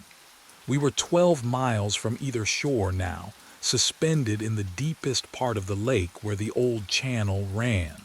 This was always the quietest stretch. No lights from either dock, just black water and blacker sky. But what happened next made everything else seem trivial. The phone signal dropped. Not unusual out here. I reached for the radio to check in with dispatch, more from habit than necessity. Static. I adjusted the frequency, tried again. Nothing but white noise crackling like something alive. Dispatch, this is Cascade Ferry, over. The static swallowed my voice. I cycled through every channel, emergency, weather, marine band. All dead. Just that hissing emptiness, the kind that makes you aware of how alone you really are. Can you imagine it? 12 miles from shore. No contact. No wife waiting at home. Just you and a boat that's sinking lower every night for reasons you can't explain. The engine hummed beneath my feet, steady as a heartbeat. And then I heard it. Metal groaning. Deep below, the cargo hold door. Opening. I hadn't touched it. Hadn't been down there in hours, but something had. I grabbed the flashlight. My hand shook as I pointed the beam at the cabin door. But I couldn't make myself go down there. Not yet. Instead, I turned to my logbook on the console, flipping it open to distract myself from the echoing silence below. The familiar weight of routine. Log the crossing. Note the time. Document everything Perry dismissed. But something slipped out from between the pages. A laminated sheet, yellowed at the edges. I caught it before it hit the floor, and the moment my fingers touched the surface, cold radiated up my wrist. The kind of cold that comes from deep water, from places the sun never reaches. I held it under the chart light. Cascade Lake Ferry Service. Passenger and crew manifest. September 1996. My throat tightened. The list of names blurred, then sharpened. I scanned down the crew roster, not sure what I was looking for. But something inside me already knew. There. Lockwood Graham, deckhand, status, lost at sea September 14th. I read it again. Then again, my name, my full name. Today was September 12th. The paper smelled like rust and deep water, so strong I could taste iron on my tongue. How was that possible? It was laminated, sealed. Nothing should get through. But the scent clung to my hands, thick and ancient. I didn't put this here. I'd used this logbook yesterday. This morning. The pages had been empty except for my own notes, my own handwriting tracking the weight that kept increasing, the ballast readings that made no sense.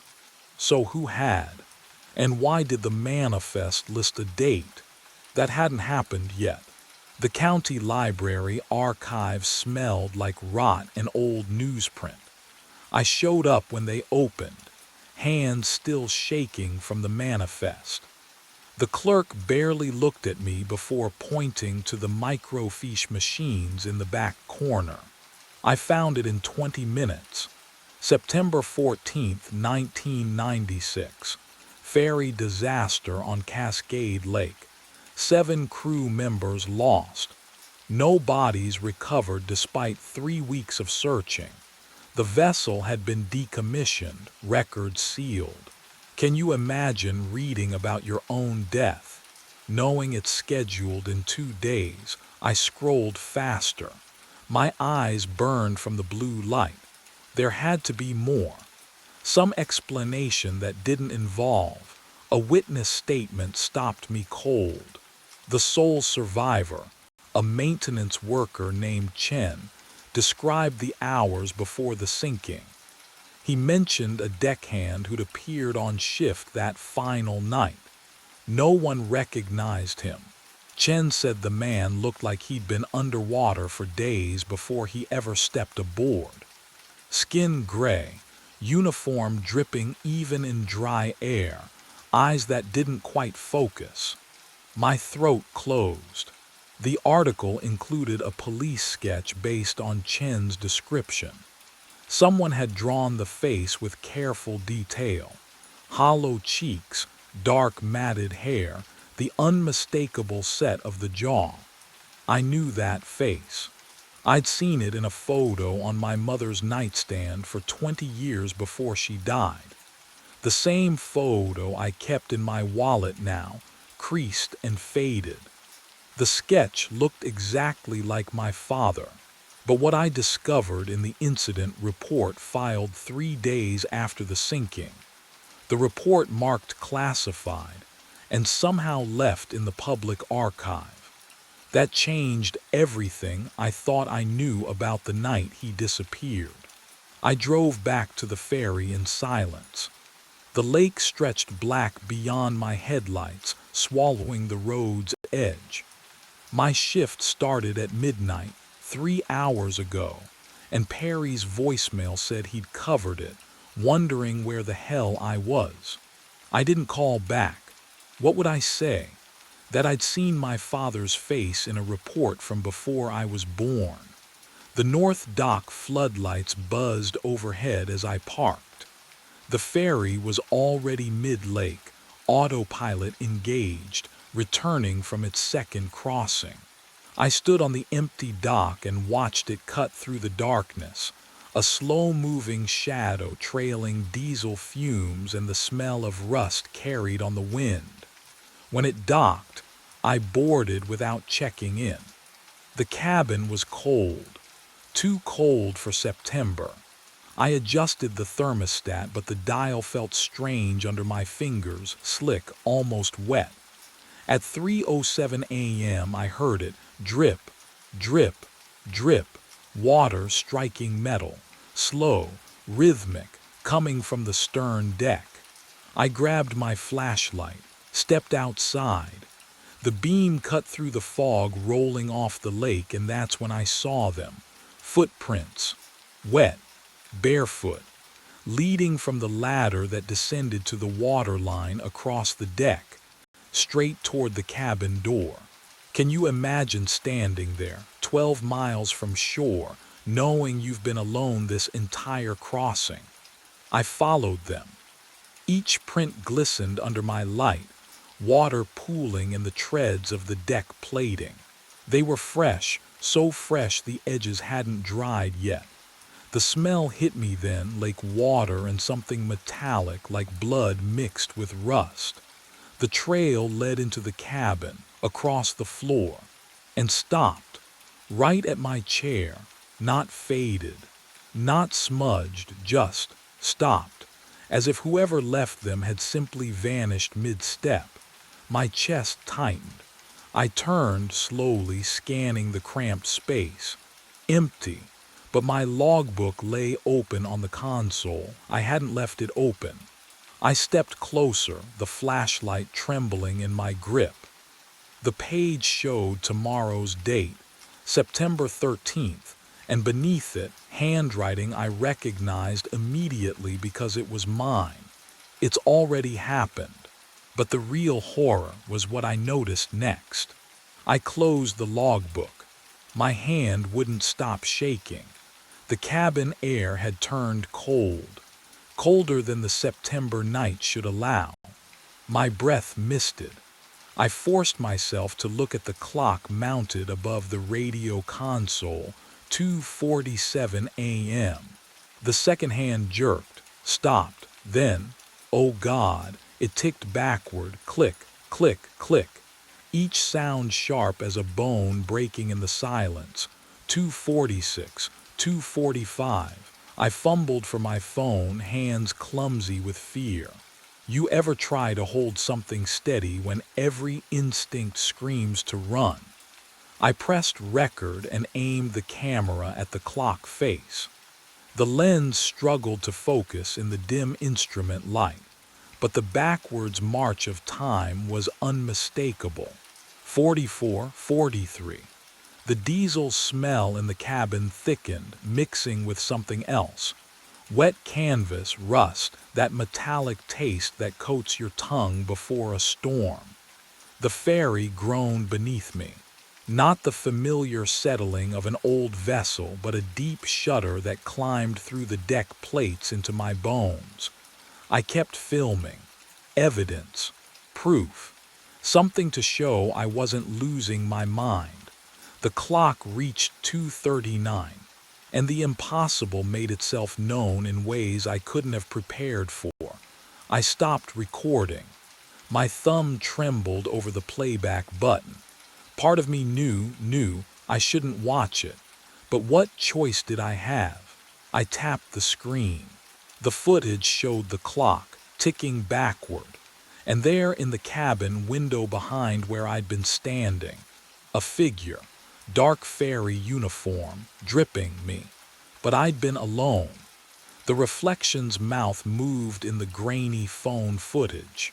No sound, but I could read the lips forming words in perfect sync. You have to finish the route. The phone slipped from my grip, clattered to the floor. Below, in the cargo hold, metal shrieked against metal. A sound like the entire hull was bending under impossible weight. The ferry listed 3 degrees to port, then 5. Something down there had just gotten heavier, and whatever it was, it wanted me to keep sailing. I grabbed the flashlight. My hand shook so badly the beam danced across the cabin walls, but I couldn't wait any longer. The ferry groaned beneath me, listing harder to port with every minute. Whatever was down there, it wanted me to see. The stairs to the cargo hold felt narrower than usual, the metal handrail slick under my palm. Each step rang out, a hollow clang that echoed back wrong, like someone was climbing behind me in reverse. The air grew colder as I descended, thick with the smell of rust and something else. Deep water, like water that hadn't seen sunlight in decades. At the bottom, I stopped, listened. Drip, drip, drip. The sound came from the far corner, beyond the empty cargo straps and tie-down rings bolted to the floor. I swept the flashlight across the hold, and the beam caught on standing water pooling near the starboard bulkhead. The ferry didn't leak. I'd inspected every seal myself, but what I saw next made my breath catch. A figure stood in the shadows beside something large wrapped in canvas. The bundle sagged against the wall, dark water streaming from its folds, spreading across the floor in slow rivulets. And the figure, oh God, the figure wore a fairy uniform, soaked through, dripping. It turned to face me, my exact face. But the skin was too pale, almost gray, and water ran from its hair in steady streams that should have stopped by now. Its eyes, black, not just the pupils, everything, like staring into the lake itself at midnight. Can you imagine seeing yourself like that, standing there, impossible, real? Its lips moved, my lips. The voice came a half-second later, like an echo trying to catch up. You're the one who's late. I couldn't move, couldn't breathe. The flashlight beam trembled in my grip. It tilted its head, the movement too slow, too smooth. Water dripped from its chin, hitting the floor with that same rhythmic sound. Drip, drip, drip. I've been waiting since 1996.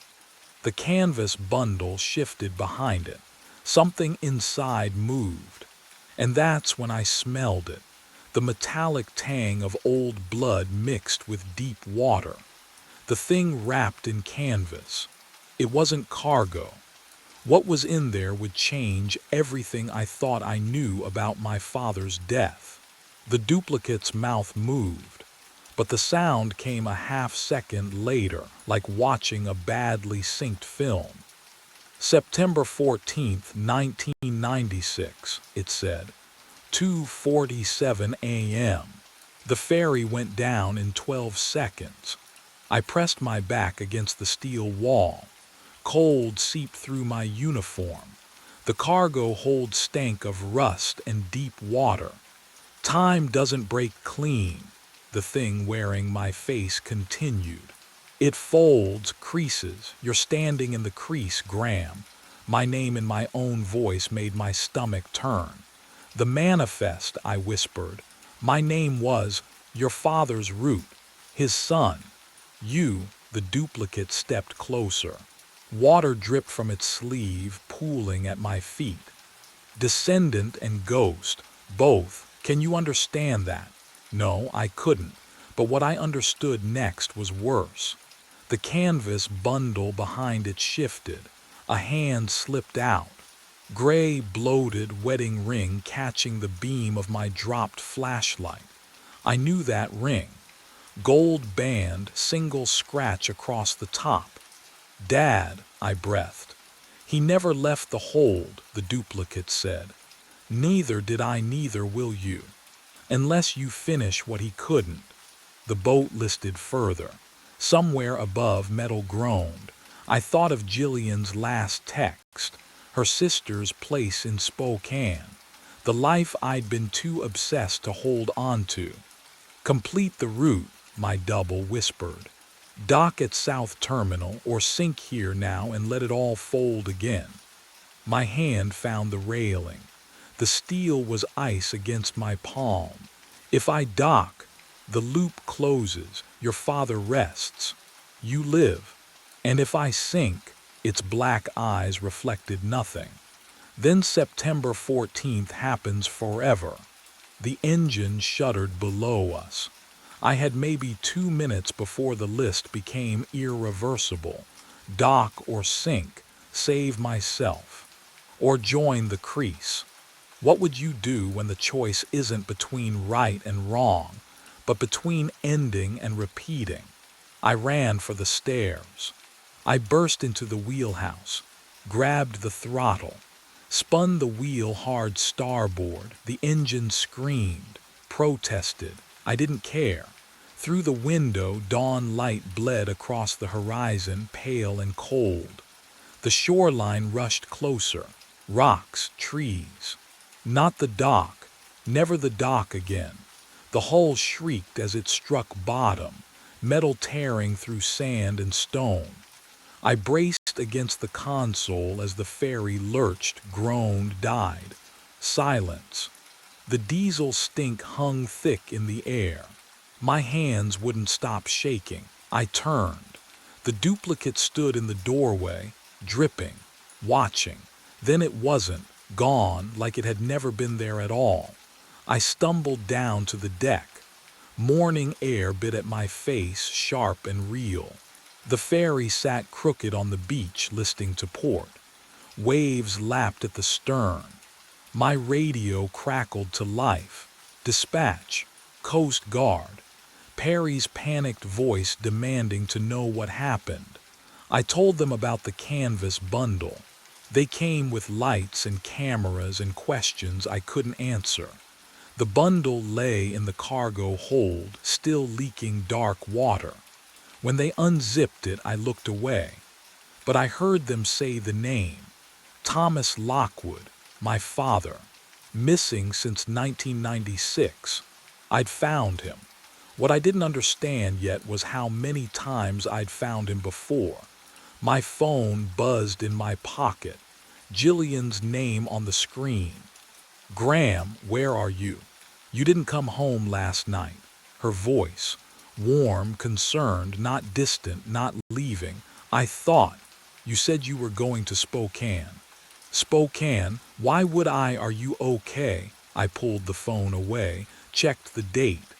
September 12th. Not the 14th. Not the day after. The beginning. I stared at the ferry half sunk in morning light, at the police pulling my father from the hold, at the lake stretching endlessly behind us. The route wasn't broken. It had just started over. And somewhere in the cargo hold's shadow, I knew. Water was already beginning to pool. The automated narration cut out at 2:31. I looked up from the console, fingers still hovering over the playback controls. The projection dome hummed through the speakers. That low, electrical thrum I'd heard for 12 years. But the voice smooth, recorded, designed to guide 30 drowsy college kids through the cosmos, had simply stopped. Static crackled, then silence. The control booth felt colder than usual. My breath didn't fog, but the chill bit through my jacket anyway. I tapped the console. Nothing.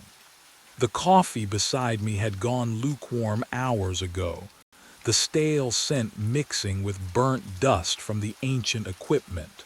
Come on, I muttered, fingers dancing across switches. Then the speakers woke up again.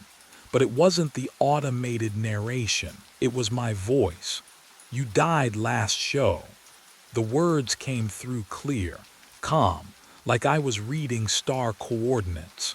Cardiac arrest at 2:34 a.m. My hand froze over the keyboard. You are still running shows. No, this was. What, a prank. But who would check the schedule?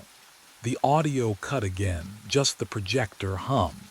That familiar, wrong hum that suddenly felt too loud, too close, pressing against my eardrums like water pressure. What would you do if you heard your own voice tell you that you died? I stared at the console. My reflection stared back from the dark glass separating the booth from the dome beyond.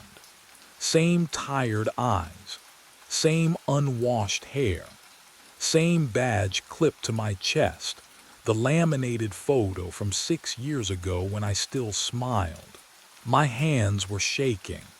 I didn't want to touch the keyboard, didn't want to open the booking system, because some part of me, the part that ignored chest pains and worked 70-hour weeks, knew that whatever I found there would change everything. But I reached for the mouse anyway. The screen flickered to life. Blue light washed over my trembling fingers as I navigated to the schedule database. 6 months of bookings loaded in a cascade of entries. I scrolled. Every single entry. 2 a.m. Same time slot. And every single one read the same 2 words. Memorial service. But what I saw in the notes field made my breath catch in my throat. I scrolled. February 3rd, memorial service. February 10th, memorial service. March 17th, memorial service. Every entry at 2 a.m., every single one. The schedule stretched forward 6 months, and the pattern never broke. My hand hovered over the first entry. I clicked the notes field. The text expanded. 4 words for Simon Graves, deceased. The booth suddenly felt too cold, the kind of cold that comes from inside. I could hear the projector's electrical hum through the wall, steady, mechanical, indifferent. My breath came shallow, fast. Can you imagine seeing your own memorial service listed? Over and over, scheduled like routine maintenance. I grabbed my phone, my supervisor's number, Angela Rios, 52 years old, perpetually skeptical, the only person who might believe me because she'd worked here longer than anyone. The call connected after 3 rings. "Simon," her voice was thick with sleep. "It's 2:30, I need you to come in." My voice cracked. "Now, please." Something in my tone must have registered. She didn't argue. 20 minutes later, headlights swept across the parking lot. I heard her car door slam. Footsteps on concrete. The emergency entrance buzzer. But what happened when she walked in would shatter everything I thought I understood. Angela appeared in the doorway, and the fluorescent lights above her flickered, casting her face in strobing shadows. Her skin looked pale, wrong, like she'd seen something on the drive over. "Show me," she said. I played the recording, my voice. "You died last show. Cardiac arrest at 2:34 a.m. She listened without moving, without blinking. The silence after it ended felt heavier than the words themselves. Then she turned to me, and her expression was careful, distant. "What employee number did you say you were?" 372, I said. "Employee number 372. Angela turned to the desktop computer on the break room counter. Her fingers moved slowly across the keyboard, each keystroke deliberate, careful. The fluorescent lights overhead buzzed like dying insects. The monitor's glow painted her face blue. I watched her expression shift, mouth tightening, eyes widening just enough. "Simon Graves." She read the words off the screen, voice flat. "Hired November 2012. Worked overnight shifts exclusively." A pause, too long. "Deceased March 15th, 8 months ago." The word hung in the stale air between us. That's not possible," I said. But my voice sounded hollow even to myself. "Heart attack in the projection booth during an overnight show." Angela's eyes remained fixed on the screen. "Cardiac arrest at 2:34 a.m. Paramedics arrived at 3:15. She swallowed. "You were already gone." I stepped toward the monitor. She moved back, just one step, but the message was clear. "Angela, I'm standing right here. I called you 20 minutes ago. The personnel file has a death certificate attached." Her hand trembled as she clicked the mouse. "Signed by the county coroner." What would you do if someone showed you proof of your own death? Would you believe them? Or your own pulse hammering in your throat? But Angela wasn't looking at me anymore. She was looking through me. "You are not supposed to be here." The words came out barely above a whisper. She backed toward the break room door, her coffee-stained mug forgotten on the counter. "Wait," I reached for her arm. My fingers passed through empty air. No, not through. She'd simply moved faster than I'd registered. She was gone. The door swung shut with a soft click. I stood alone in the break room. The clock on the wall still read 2:34. It hadn't moved since. When? I couldn't remember it ever showing a different time. The projector's hum filtered through the walls. Low, constant. The only sound in the entire building besides my breathing. I turned to the dark window beside the coffee station. My reflection stared back. Same face. Same uniform. Same ID badge clipped to my chest. I touched the badge. The plastic felt cold. Too cold. Like it had been sitting in a freezer. The temperature seeped through my fingertips, spreading up my wrist. The reflection in the window blinked. I didn't.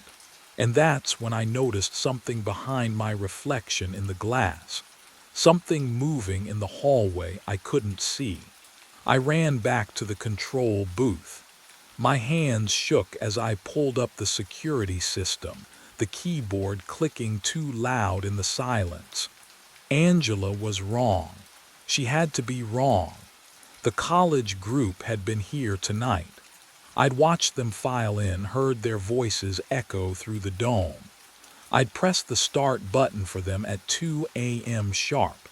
The monitor flickered to life, bathing my face in pale blue light.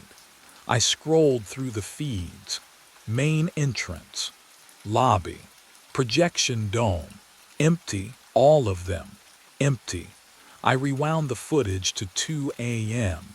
My fingers trembled against the cold plastic controls.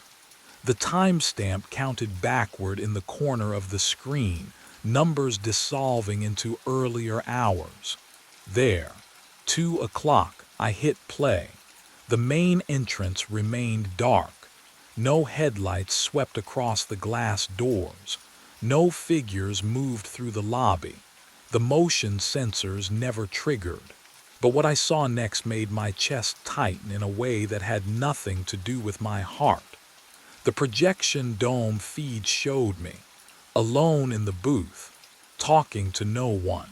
My mouth moved, gesturing toward rows of seats that held only shadows and stale air. I watched myself smile, press buttons, adjust the microphone as if students were listening below. Can you imagine seeing yourself like that, speaking to ghosts you believed were real? I clicked to the parking lot camera. The asphalt stretched empty under the single flickering streetlight. No cars. Not a single vehicle in any of the marked spaces. I zoomed in on my usual spot near the employee entrance. Nothing. My car wasn't there, had never been there tonight. I scrolled back further, searching for the moment I'd arrived for my shift. The footage jumped, stuttered, and I realized something that turned my blood cold. The timestamp in the corner didn't read tonight's date. It read 8 months ago, the night I died, and the footage was still recording. I walked into the projection dome. The projector hummed behind me, the same mechanical drone I'd heard 1,000 times. But the stars above were moving wrong. They didn't follow the programmed sequences. They crawled across the domed ceiling like insects, clustering, rearranging themselves into shapes that shouldn't exist. Letters, words, "You are the show." My throat tightened. I stood frozen in the center of the dome, neck craned upward, watching the constellation shift and spell. The automated voice had gone silent. Only the projector's low whir filled the space. "They come to watch you die again."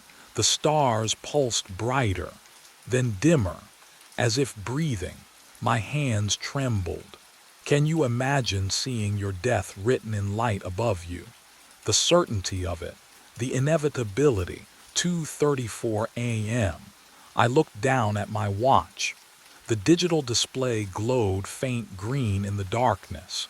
2:32 a.m. 2 minutes. But what those 2 minutes would bring, I wasn't ready to understand. The air changed, dropped. I felt it on my skin first. A sudden, vicious cold that bit through my shirt and pressed against my chest. My breath came out in a cloud. Then another. White fog curling from my lips in a building that never got this cold. The heating system ran constantly. Always too warm in the booth. Always something creaked behind me. Not the projector, not the ventilation, a seat. I turned, slowly, the fog of my breath trailing across my vision. The rows of reclining chairs stretched into shadow, but they weren't empty anymore. And what sat there watching me with unblinking eyes wasn't anything I could have prepared for. The seats were full, every single one. Figures sat motionless in the reclining chairs, faces tilted upward, but not toward the projected sky, toward me. The cold air carried that stale smell of old upholstery and something else, something metallic like copper on the tongue. I recognized the closest face immediately. Mine, not a resemblance, not similar features, exact. Same crooked nose from the bike accident when I was 12. Same thin scar through my left eyebrow. But this version wore a leather jacket I'd thrown away years ago, face smoother, younger.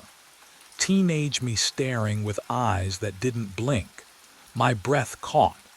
The figure beside him was older. 40s maybe, thicker around the middle. Hair graying at the temples in a way mine hadn't started yet. Still me. Still those same pale blue eyes locked on my face with unnerving stillness. I turned slowly, scanning the rows. All me. Different ages scattered throughout the dome like a gallery of lives I'd lived. And lives I never would. In the back row sat a version with white hair and deep wrinkles, liver spots on hands folded peacefully in his lap. Can you imagine seeing yourself at 70, knowing you'll never reach it? The silence pressed against my eardrums.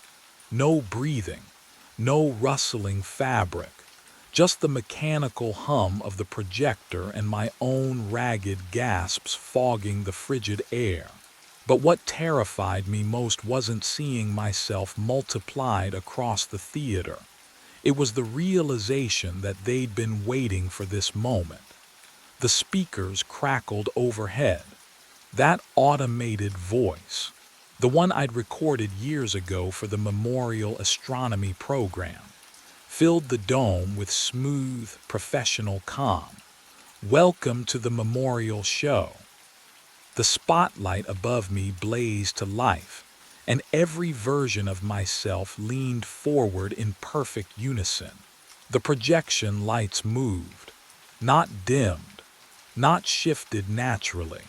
They snapped into new alignment with mechanical precision, and suddenly every beam converged on me.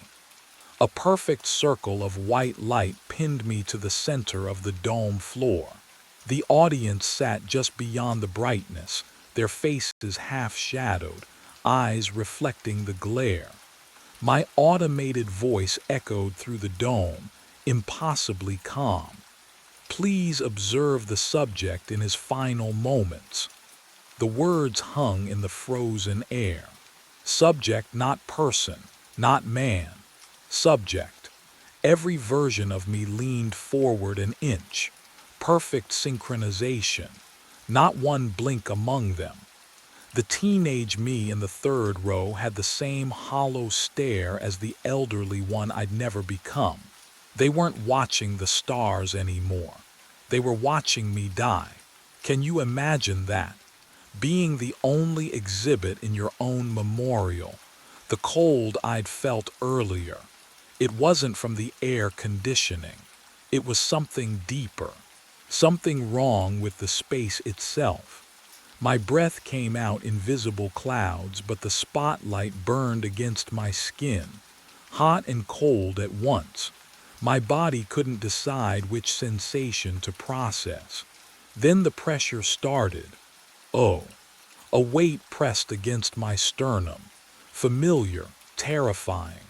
The same crushing sensation from 8 months ago, except I had no memory of 8 months ago. I'd been here every night, hadn't I? My left arm tingled, not painfully, not yet. Just present, wrong. I glanced at my watch. 2:33 a.m. 1 minute left. But what I didn't understand then, what none of the audience versions would tell me, was that the real show hadn't even started yet. The pain split my arm open from the inside. White hot. Molten.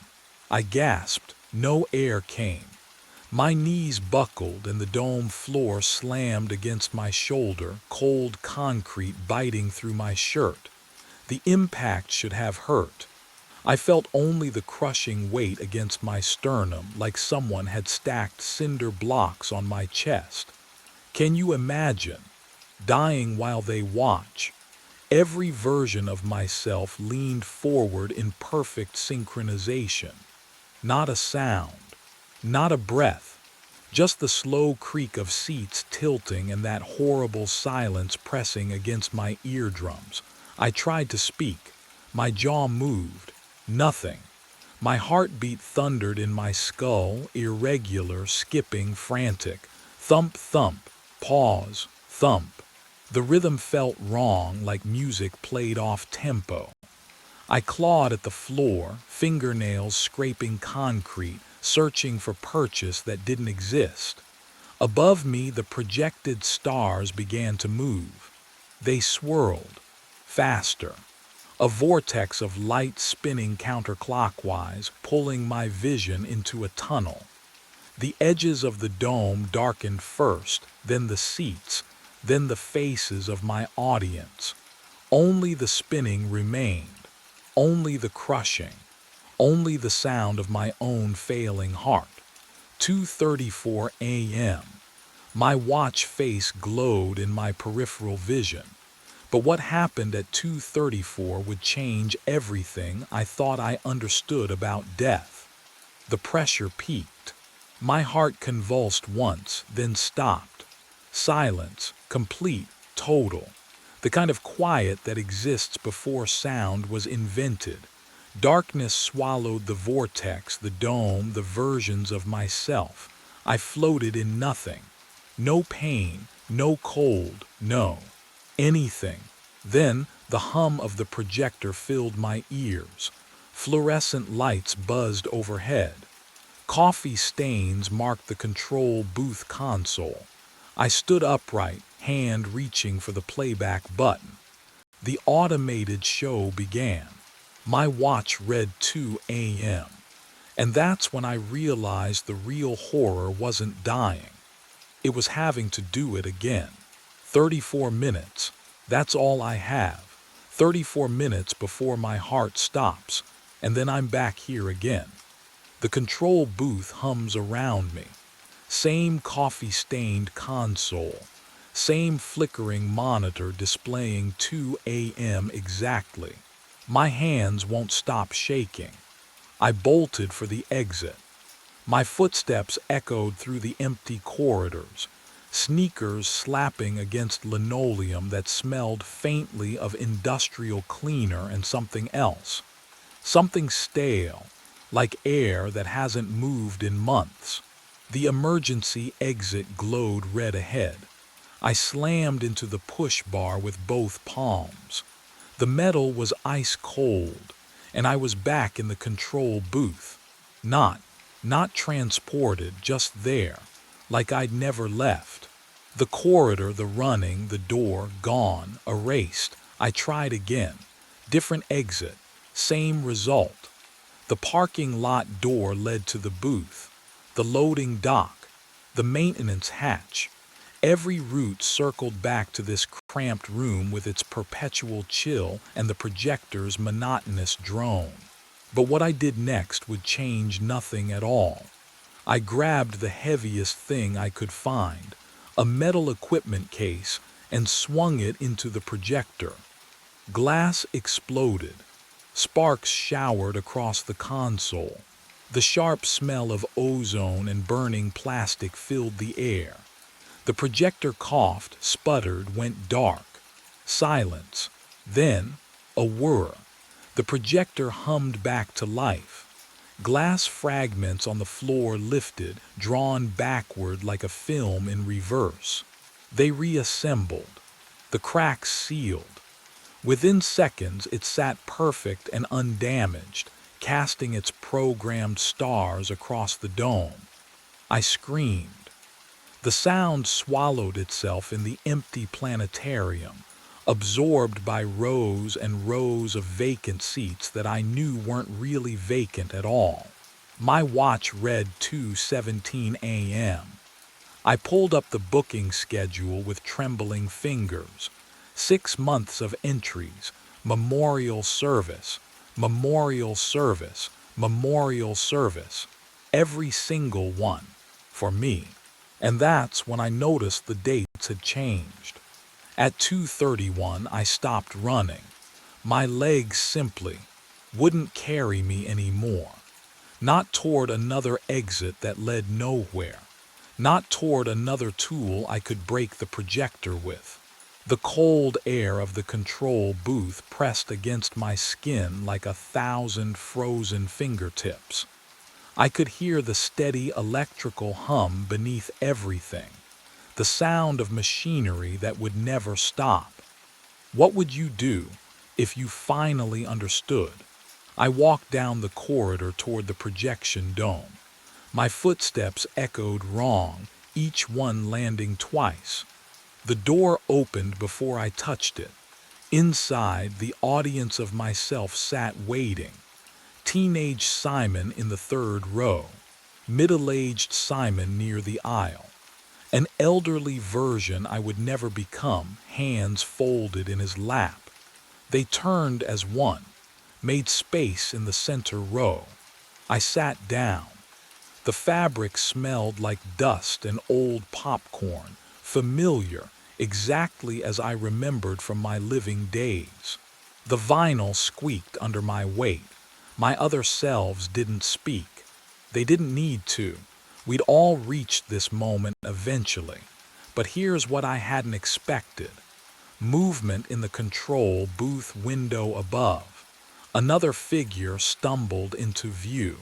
His hands were shaking.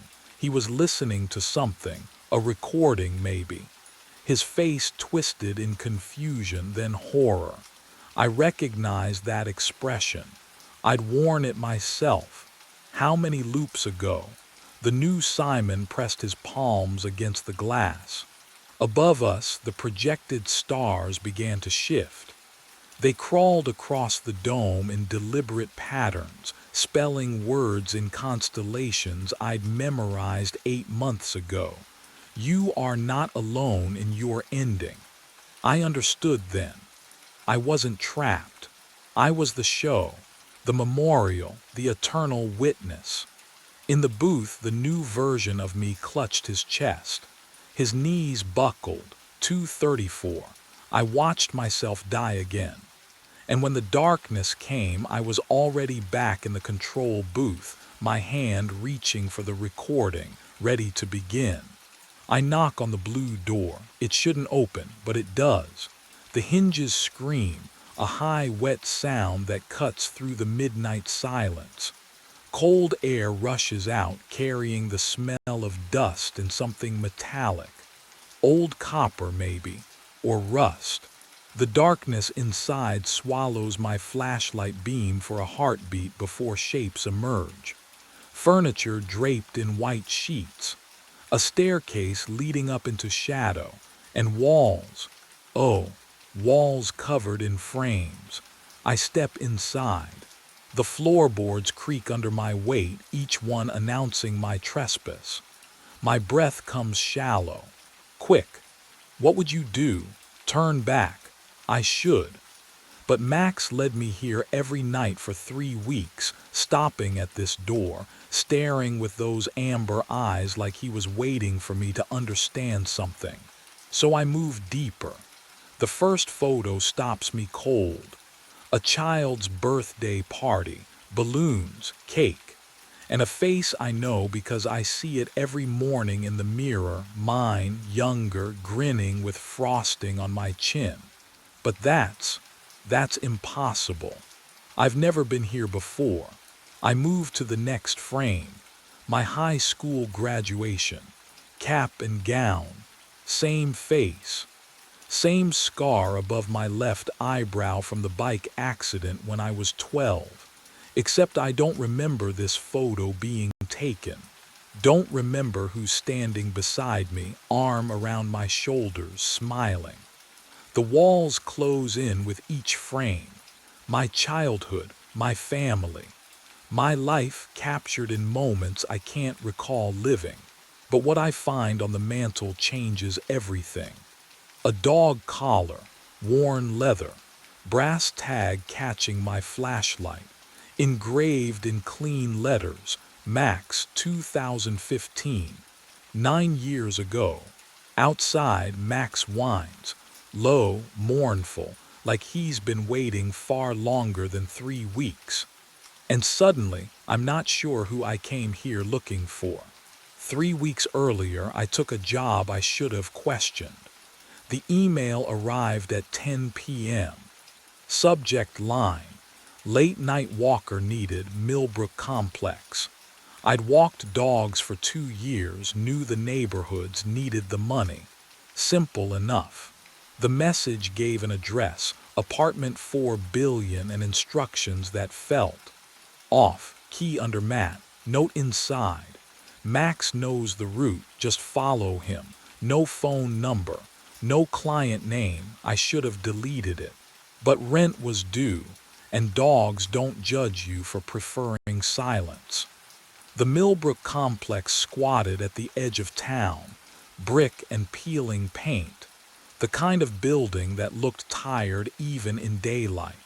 At night, under flickering street lamps, it felt like something waiting. I climbed to the 4th floor. The hallway smelled like mildew and copper pennies. Apartment 4 billion had no nameplate, no welcome mat, just a brass key cold in my palm.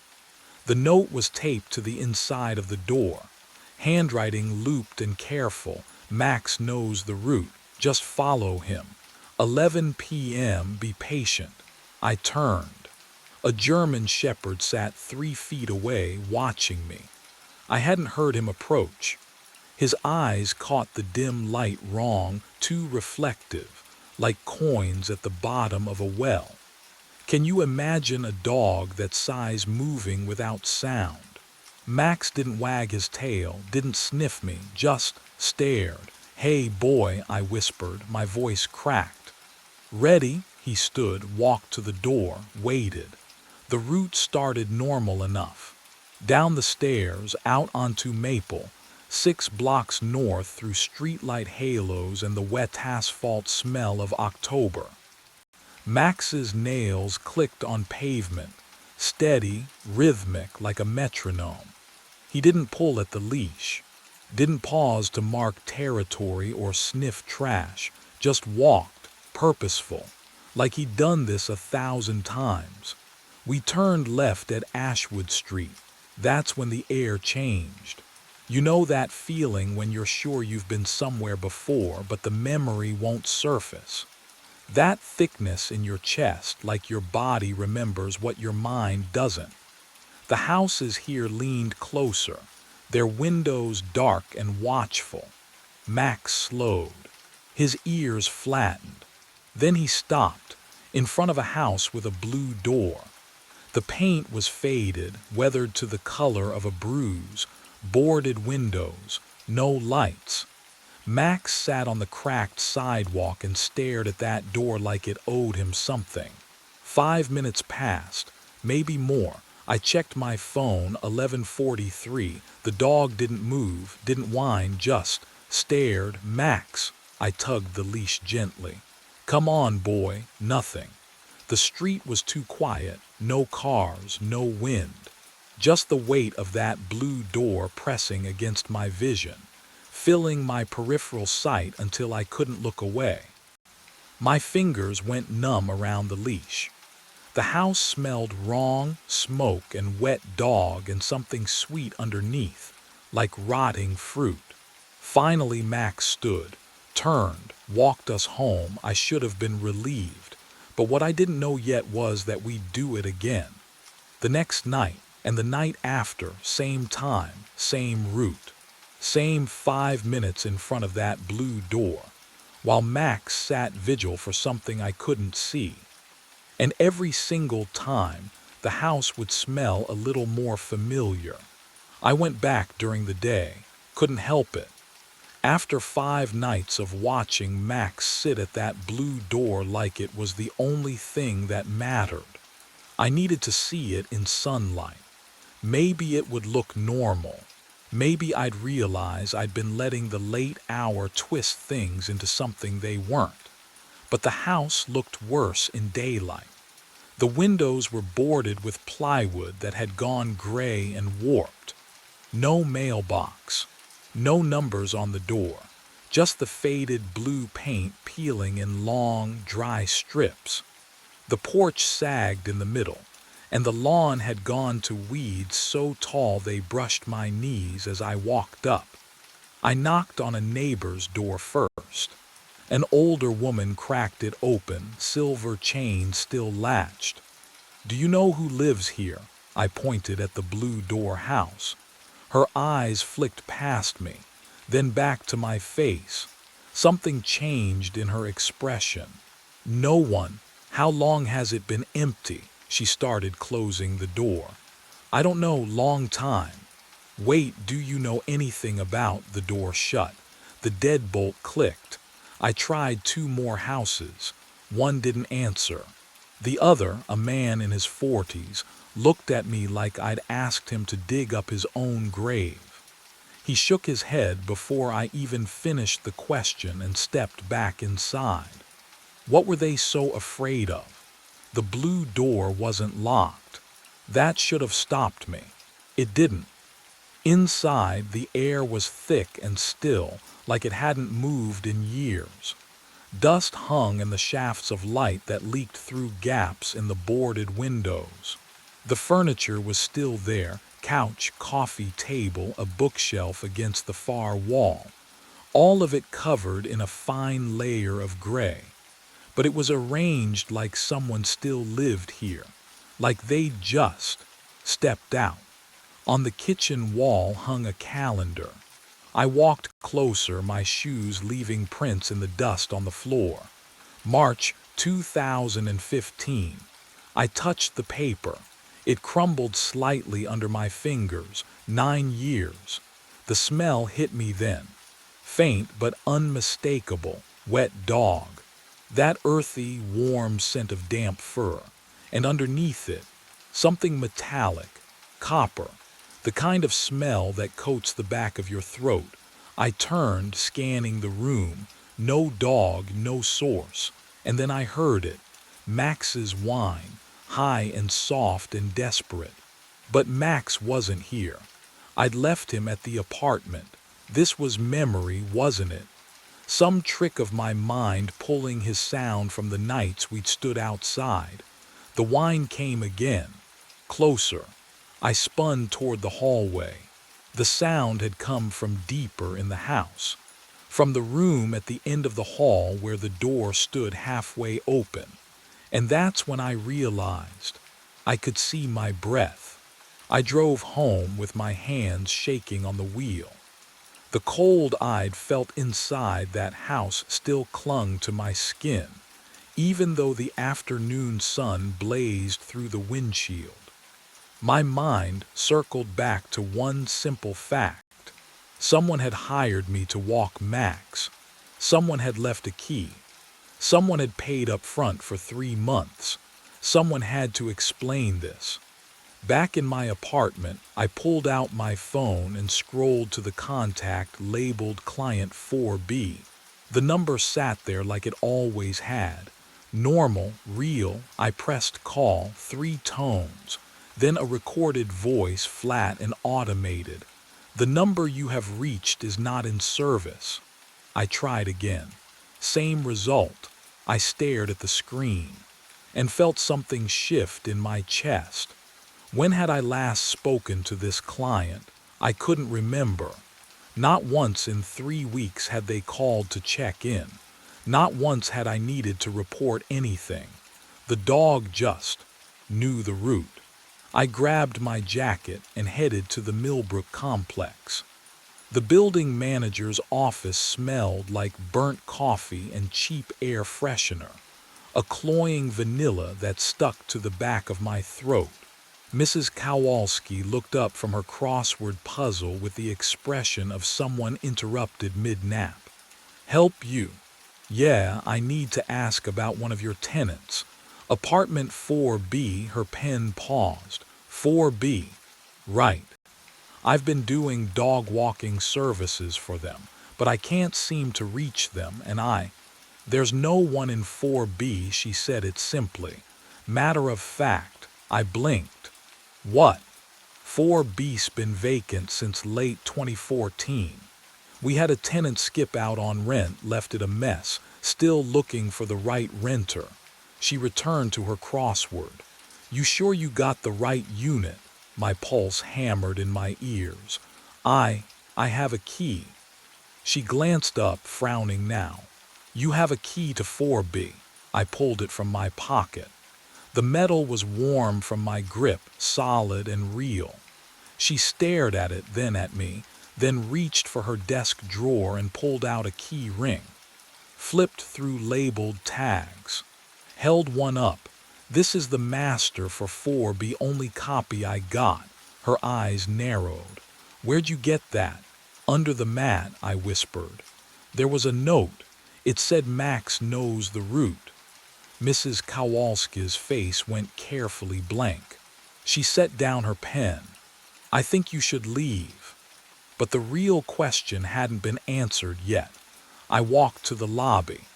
The lease board hung by the mailboxes, a cork board with unit numbers and tenant names written in faded marker.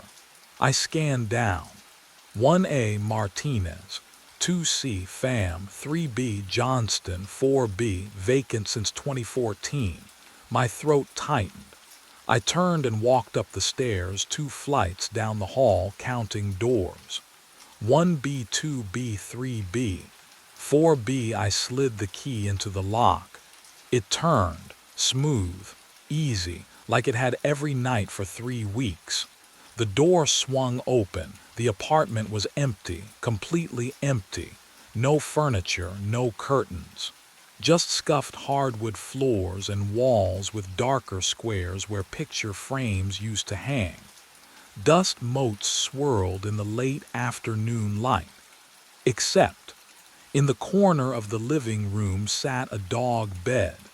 Faded blue fabric, edges frayed. And embroidered on the side in crooked letters, Max. The air smelled faintly of wet fur, old, stale, like a ghost of a scent that shouldn't exist in an empty room. I stepped inside. My footsteps echoed. The dog bed looked used. The center was compressed, shaped by weight and time. I knelt and touched the fabric.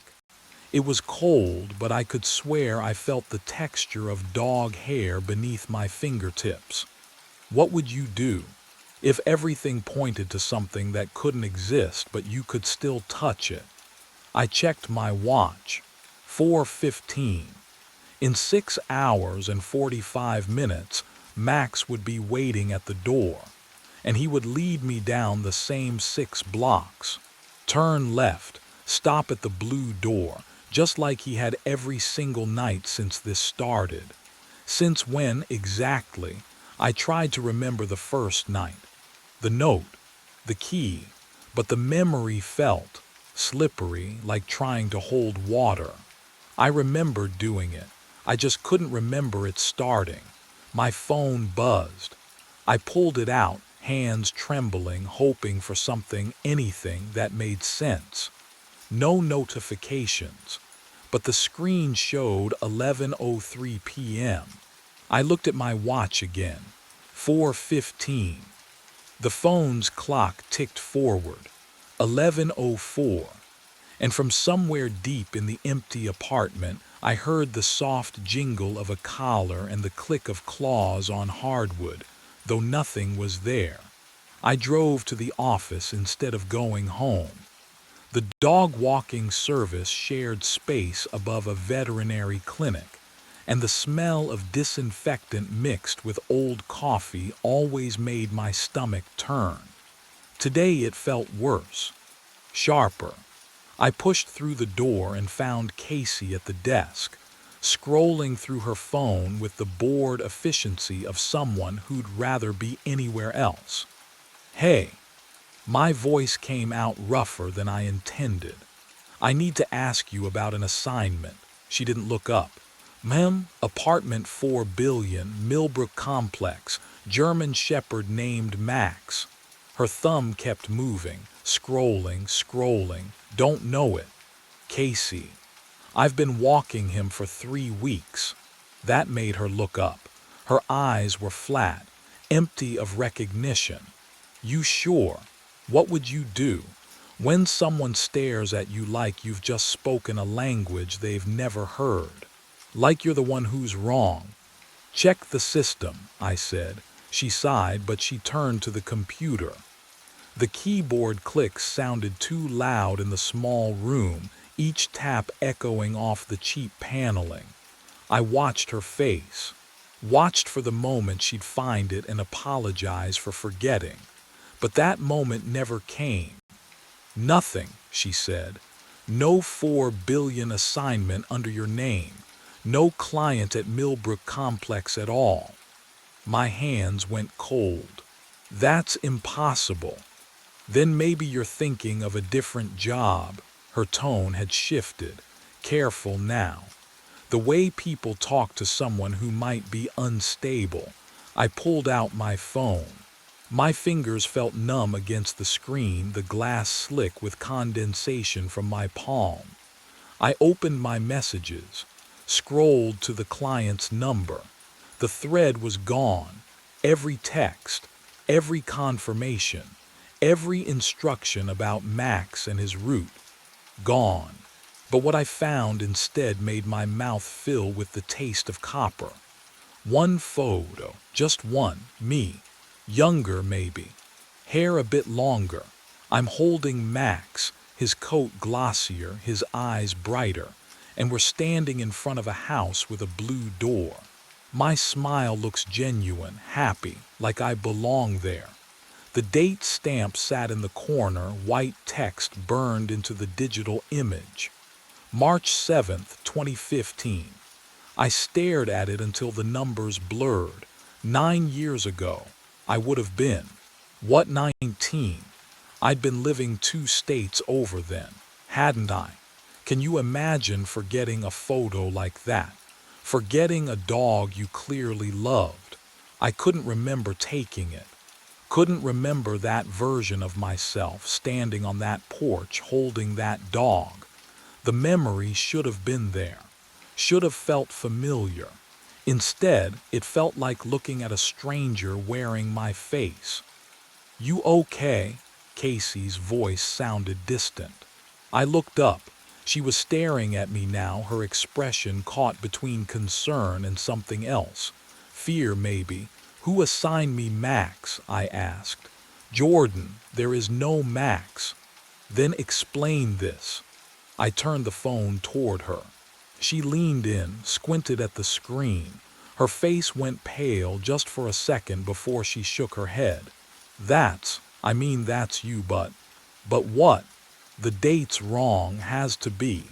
She pushed back from the desk. "Photo metadata glitches all the time." But we both knew that wasn't true.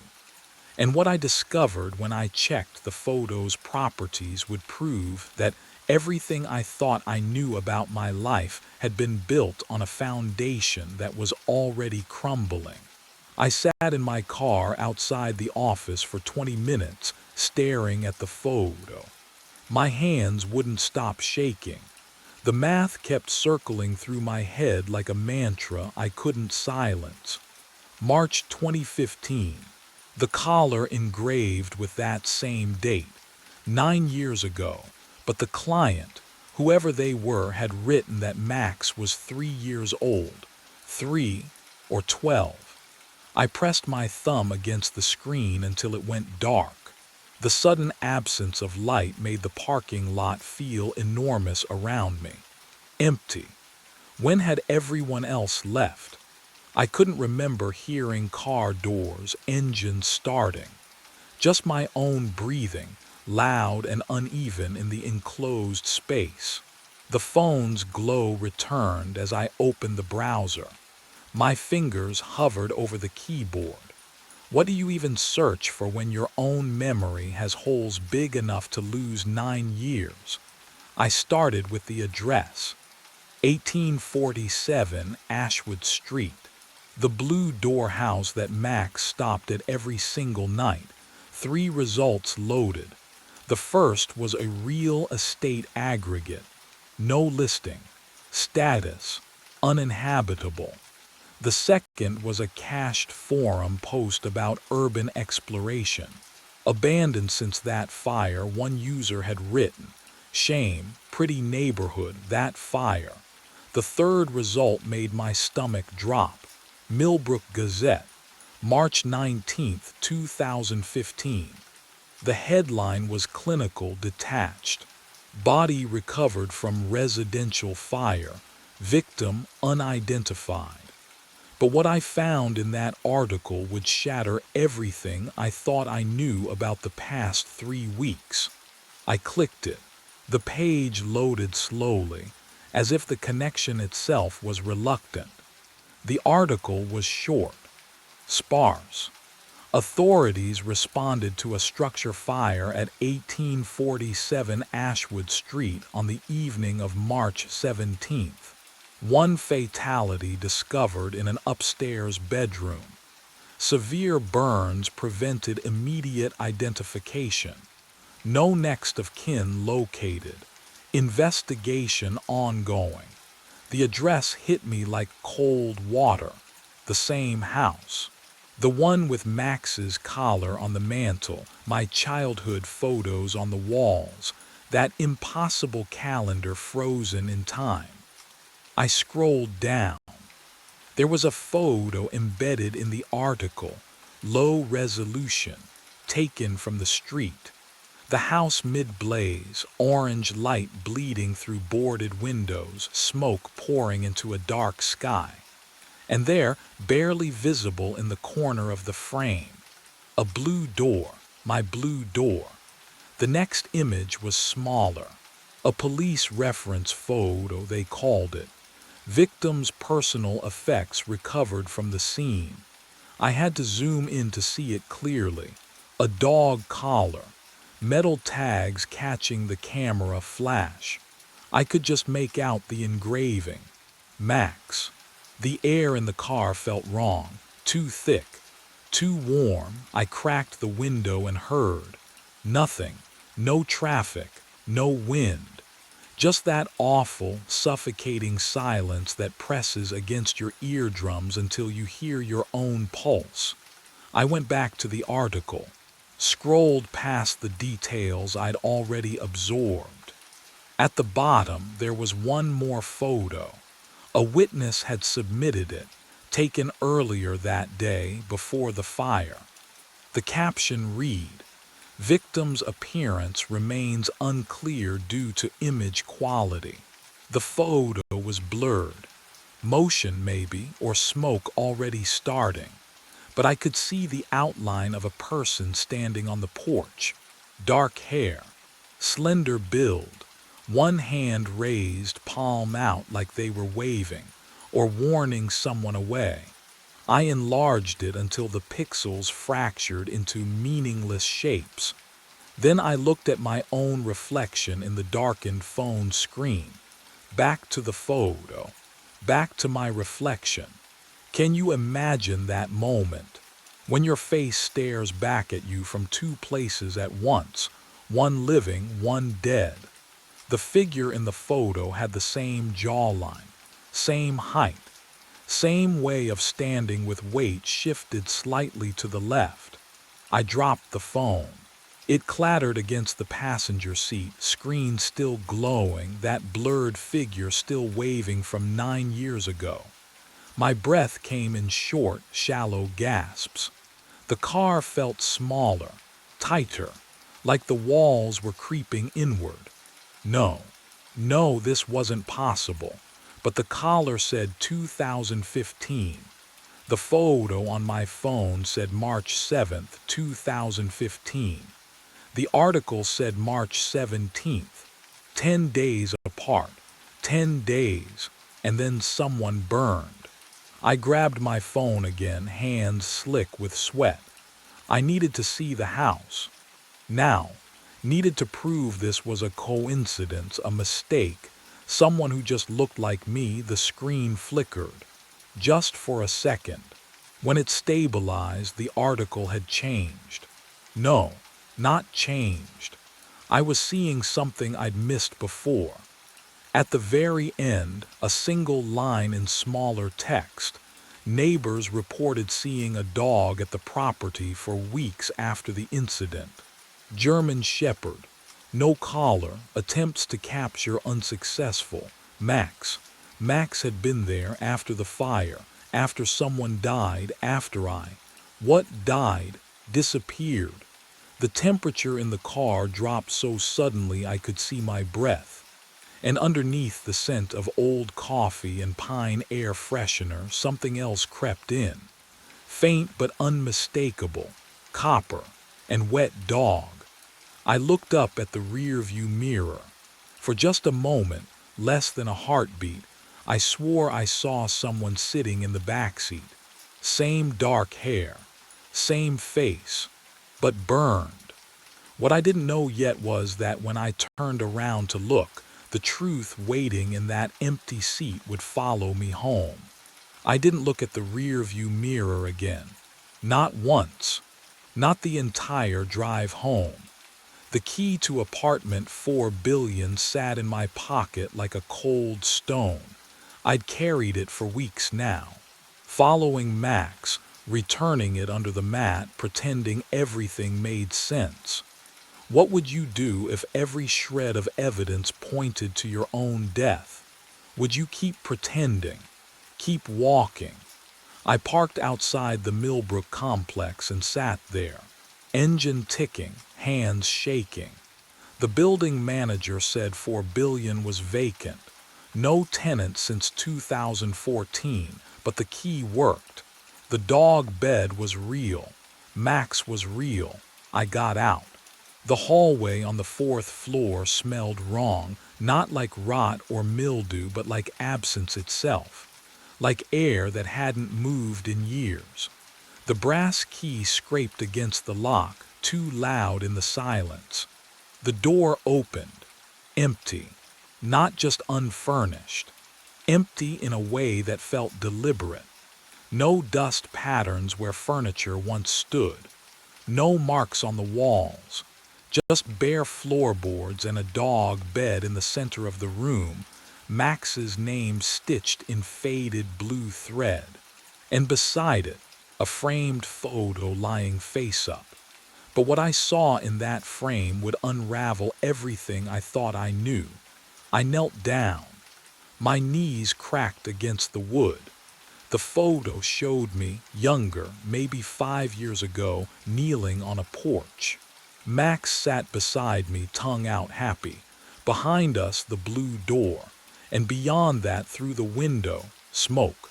Gray tendrils curling against glass. March 7th, 2015. The date was written on the back in my handwriting. I lifted the frame. The glass caught the dim hallway light, and my reflection stared back. Not me. Not exactly. The eyes were hollow, burned edges around the sockets.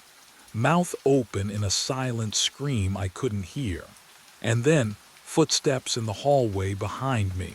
The footsteps stopped just outside the door. I froze. Photo frame still gripped in both hands, glass pressing cold against my palms. The burned reflection stared back at me from its surface. Mouth twisted in that silent scream I couldn't hear but somehow felt vibrating in my chest. Then the voice came, low, familiar, like hearing a recording of yourself played back through water. Max has been walking himself for 9 years, trying to bring me home.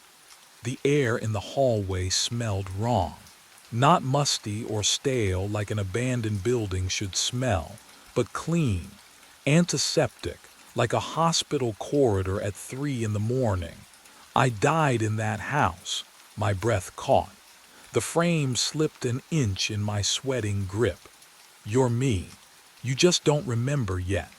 I spun toward the doorway, empty. The hallway stretched in both directions, fluorescent lights buzzing overhead, flickering in a rhythm that felt deliberate. Doors lined the walls, all closed, all silent. The building made no sound at all, no distant television, no running water, no footsteps retreating. What would you do? Would you run? Would you convince yourself you'd imagined it? I couldn't move, because Max was there, sitting perfectly still in the doorway, exactly where he'd been when I entered. His amber eyes locked on mine with an intensity I'd mistaken for loyalty these past weeks. His tail lay flat against the floor, unmoving. Dogs wag when they see their owners. Dogs shift their weight, pant, tilt their heads. Max did none of those things. He just watched, like he was waiting for me to understand something I should have known all along. But what I didn't know yet was that understanding wouldn't save me. I stepped toward him, legs shaking. Max. His ears didn't twitch at his name. He didn't blink. And when I got close enough to see my own reflection in those amber eyes, I saw the truth staring back. Not my face, but the burned one from the photograph. Hollow, ancient, waiting. The frame fell from my hands and shattered on the floor, and that's when Max finally moved, standing slowly, turning toward the hallway, looking back once as if to say, "Follow." I followed Max toward the hallway window. The glass was cold. I could feel it from 3 feet away, that unnatural chill that makes your skin prickle. My breath didn't fog it. I stepped closer. The reflection wasn't mine. Oh, it wore my face. Same cheekbones, same jawline, but the skin was melted wax pulled tight over bone. Burns crawled up the neck like vines. The eyes, older, so much older. The mouth moved without sound, forming 2 words over and over.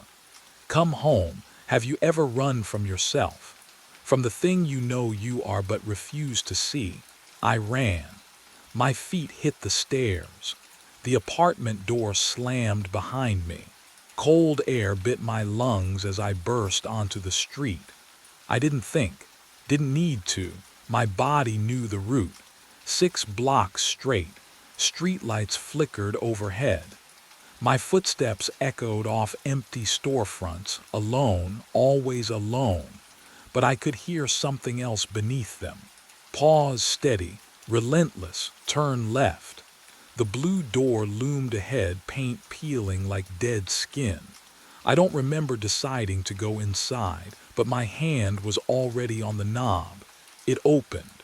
The house smelled like wet ash and copper. Photos lined the walls just as before, but now they were moving, not like film, like time-lapse decay. In the first frame, I was 5, holding a birthday cake. As I watched, the candles melted. My face grew. 10 years old. 15, 20. The smile faded, the eyes hollowed. But what I saw in the last frame made my throat close. Max sat on the mantel beside his collar, perfectly still. Not a dog anymore. Never a dog, just waiting. His amber eyes locked onto mine. And in them, I saw every night of the past 9 years folding in on themselves like origami, collapsing into this single moment. And I realized the route had never been about walking him home at all. The glass didn't shatter, it parted like water, like smoke. The reflection stepped through and the smell hit me first, ash and copper and something older. Charred meat left too long in summer heat. My stomach twisted, but I couldn't look away. Because it was me, my face, my height, my posture, the slight forward lean from years of walking dogs in the cold. But the skin, oh God, the skin was wrong, melted in places, stretched too tight over the left cheekbone. The eyes were mine, though, same green, same exhaustion. It raised one hand, palm up, offering. You don't have to be afraid, it said, and the voice was mine too, just deeper, smoke damaged. My legs wouldn't move. I wanted to run. I wanted to scream. But all I could do was stare at that outstretched hand, at the burned scars crawling up the wrist like roots. 9 years, it whispered. Max has been so patient. I turned. Max sat on the mantel, perfectly still, watching, waiting. What? What happens if I take your hand? The reflection smiled. It cracked the burned skin at the corners. You come home. That's when I understood what home meant. What Max had been walking toward every single night at 11. Not a place, an ending, but the thing I couldn't explain. The thing that terrified me more than the scars or the smell or the wrongness of it all was that part of me wanted to reach out. Part of me had been reaching for 9 years without knowing it. Max barked. Once. Sharp. Final. My hand moved before my mind could stop it. The reflection's fingers closed around mine, and the cold was immediate, deeper than winter, deeper than bone. The house groaned. The photos on the walls stopped shifting, faces freezing mid-decay. The smell of smoke thickened. I tasted it, felt it coat my throat, and then I'm in the van, engine running. Dashboard clock reads 10:58. My hand rests on the steering wheel. Keys dangle from the ignition. In the passenger seat, my phone buzzes with a reminder. 4 billion pickup, 11 p.m. I know this moment. I've lived it before. But here's what changed. Here's what I know now that I didn't know then. I can feel the hand still gripping mine, even though I'm alone, even though the reflection is gone. The cold hasn't left. It lives under my skin now, threaded through every vein, wrapping around my ribs like wire. I put the van in drive. 6 blocks. Turn left. Blue door. Max will be waiting at apartment 4 billion. He always is. And tonight, like every night, I'll clip the leash to his collar and we'll walk the route together. He'll stop at the house. He'll whine. And I'll pretend I don't know why. Because that's the thing about coming home. Once you're there, you can't leave. I pull out of the parking space. The radio crackles to static, and beneath it I hear breathing that isn't mine. The rearview mirror shows my face, just my face. For now, but I know what's waiting in the glass. What's always been waiting. And I know that one night, maybe tonight, maybe in another 9 years, I'll look in that mirror and see the reflection staring back.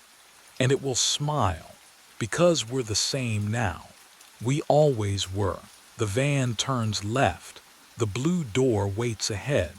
Max is already sitting on the porch. The bridge was gone. Half the structure just ended. Twisted metal jutting into black air. The gorge yawned beneath the headlamps at 3:14 a.m., and my hand was already slamming the emergency brake before my mind caught up. The lever shrieked down. The train did not slow. I pulled again. Harder. The brake mechanism screamed.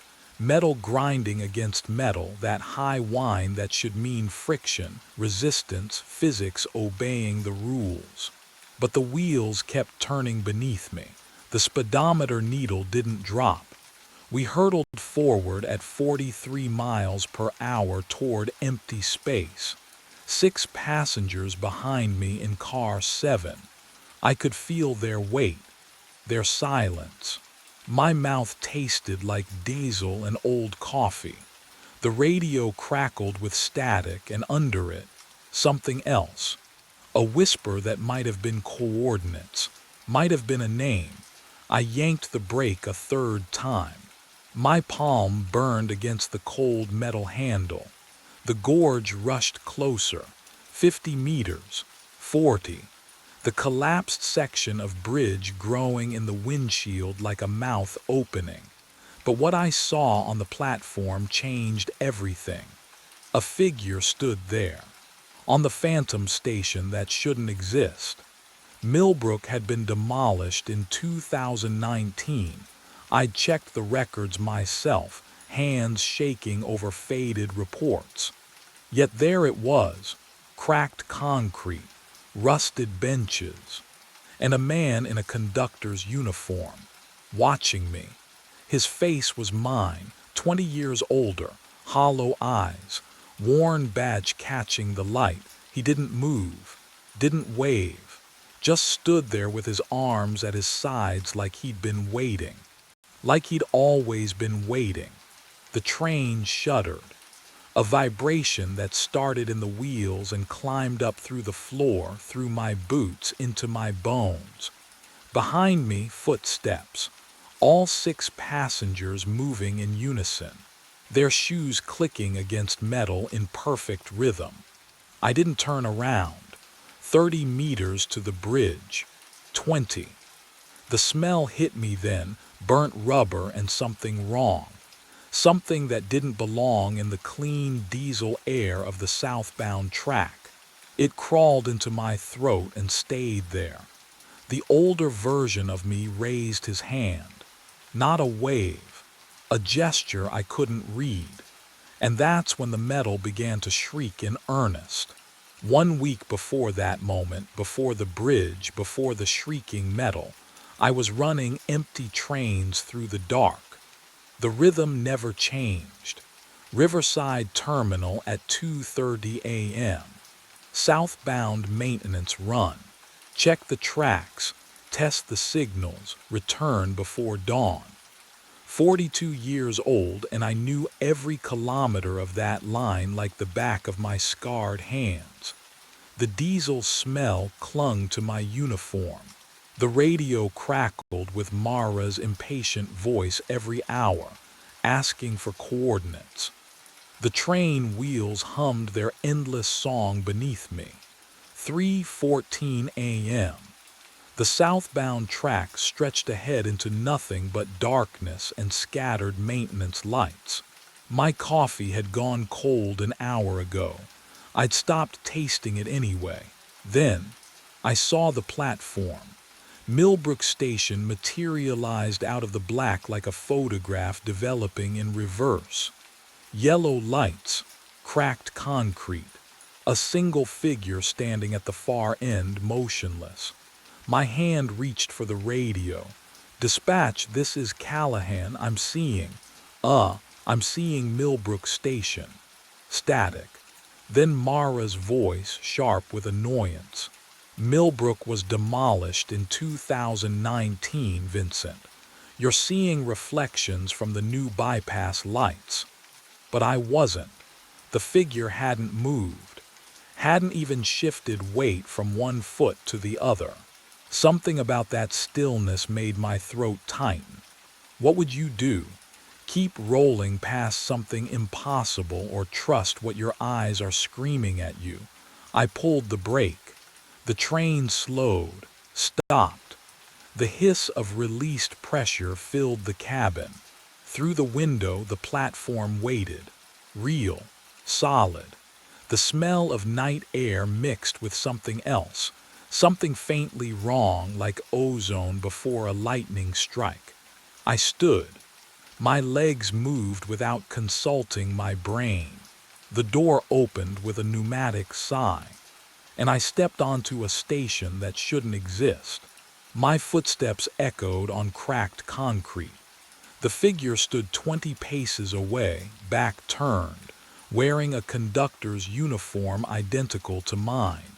Same navy wool, Same silver buttons catching the dim overhead lights. I stopped walking. The ozone smell was stronger here, mixed with something else. Stale coffee, diesel, the scent of my own jacket after a double shift. The figure turned around. Have you ever seen your own face grown old? Not in a mirror, not imagining it. Actually standing there, looking back at you. It was me. 60 years old, maybe older. Deep lines carved around the eyes, hollow cheeks. Exhausted in a way sleep could never fix. His uniform hung loose on a frame that had forgotten how to eat properly. He held a sheet of paper in trembling hands. Vincent. His voice was mine but rusted. You need to see this. I didn't move. Couldn't. My throat had sealed shut. He stepped forward, held out the paper. A passenger manifest. The date at the top read next Tuesday, 3:14 a.m., southbound track. 6 names typed in neat rows. Vincent Callahan was listed first. Don't, his voice cracked. Don't take the southbound run. When dispatch calls Tuesday night, you have to refuse. The paper felt real in my hands. Standard issue manifest. Coffee-stained edges, but the names Bate Carver, Samuel Ortiz, Nina Wells, Thomas Ridley, Chloe Brennan, and mine right at the top. The bridge collapsed in 2019, he whispered. But the track still goes there at 3:14. It always goes there. My older self's eyes met mine. They were drowning. I've tried to stop it 11 times. He stepped back toward the platform edge. Now it's your turn. The lights flickered. When they steadied, he was gone. But what I found written on the back of that manifest would make refusing impossible. I drove straight to the county records office. 4:30 a.m. The night clerk looked at me like I was insane. Maybe I was. My reflection in the glass door showed wild eyes, conductor's uniform wrinkled from. What? Standing on a platform that shouldn't exist. Talking to myself 20 years older. The fluorescent lights buzzed overhead as I signed the visitor log. My hand cramped around the pen. I'd been gripping that manifest so hard my fingers ached. The computer hummed in the basement archives. Old machine. Slow internet connection.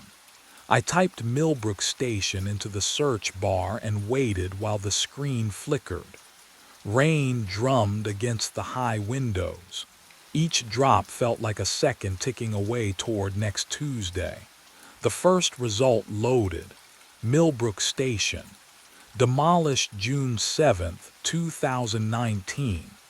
Reason: structural instability following track realignment. I clicked deeper. Found the incident report buried 3 pages down. The PDF took forever to open. My heartbeat filled my ears while I waited. Can you imagine that feeling? Knowing what you're about to read will either prove you insane or confirm something worse. The file opened. Derailment. Old Bridge Route. June 4, 2019. 3:14 a.m. My coffee had gone cold beside the keyboard. I didn't touch it. Couldn't. My eyes locked on the next line. 7 fatalities. 6 passengers. 1 conductor. The words blurred. I blinked hard. Read it again. No names released pending family notification. Of course not. Why would there be names? Why would anything be easy? But what I found next made my stomach drop. The accident analysis section detailed track specifications. The southbound bypass merged with the old line for exactly 400 meters before diverging again. During that brief overlap, Trains could theoretically access the abandoned route if the switching mechanism failed. 400 meters, the same distance my older self had mentioned. The exact measurement written on the back of the manifest now folded in my jacket pocket. I scrolled faster. The report noted that the bridge structure had shown stress fractures for months before the collapse. Warning signs ignored. Maintenance delayed. Then one night, a southbound train carrying 7 people hit the weakened section at full speed. Half the bridge gave way. The train went into the gorge. My hands started shaking. I gripped the edge of the desk but couldn't make them stop. The screen swam in front of me. 7 dead. Same number. Same time. Same track. I clicked to the next page. There was a photograph. Black and white, taken from the gorge looking up. Twisted metal tangled with broken concrete. And there, barely visible in the grainy image, something that made my breath catch, a conductor's cap. Lying in the debris.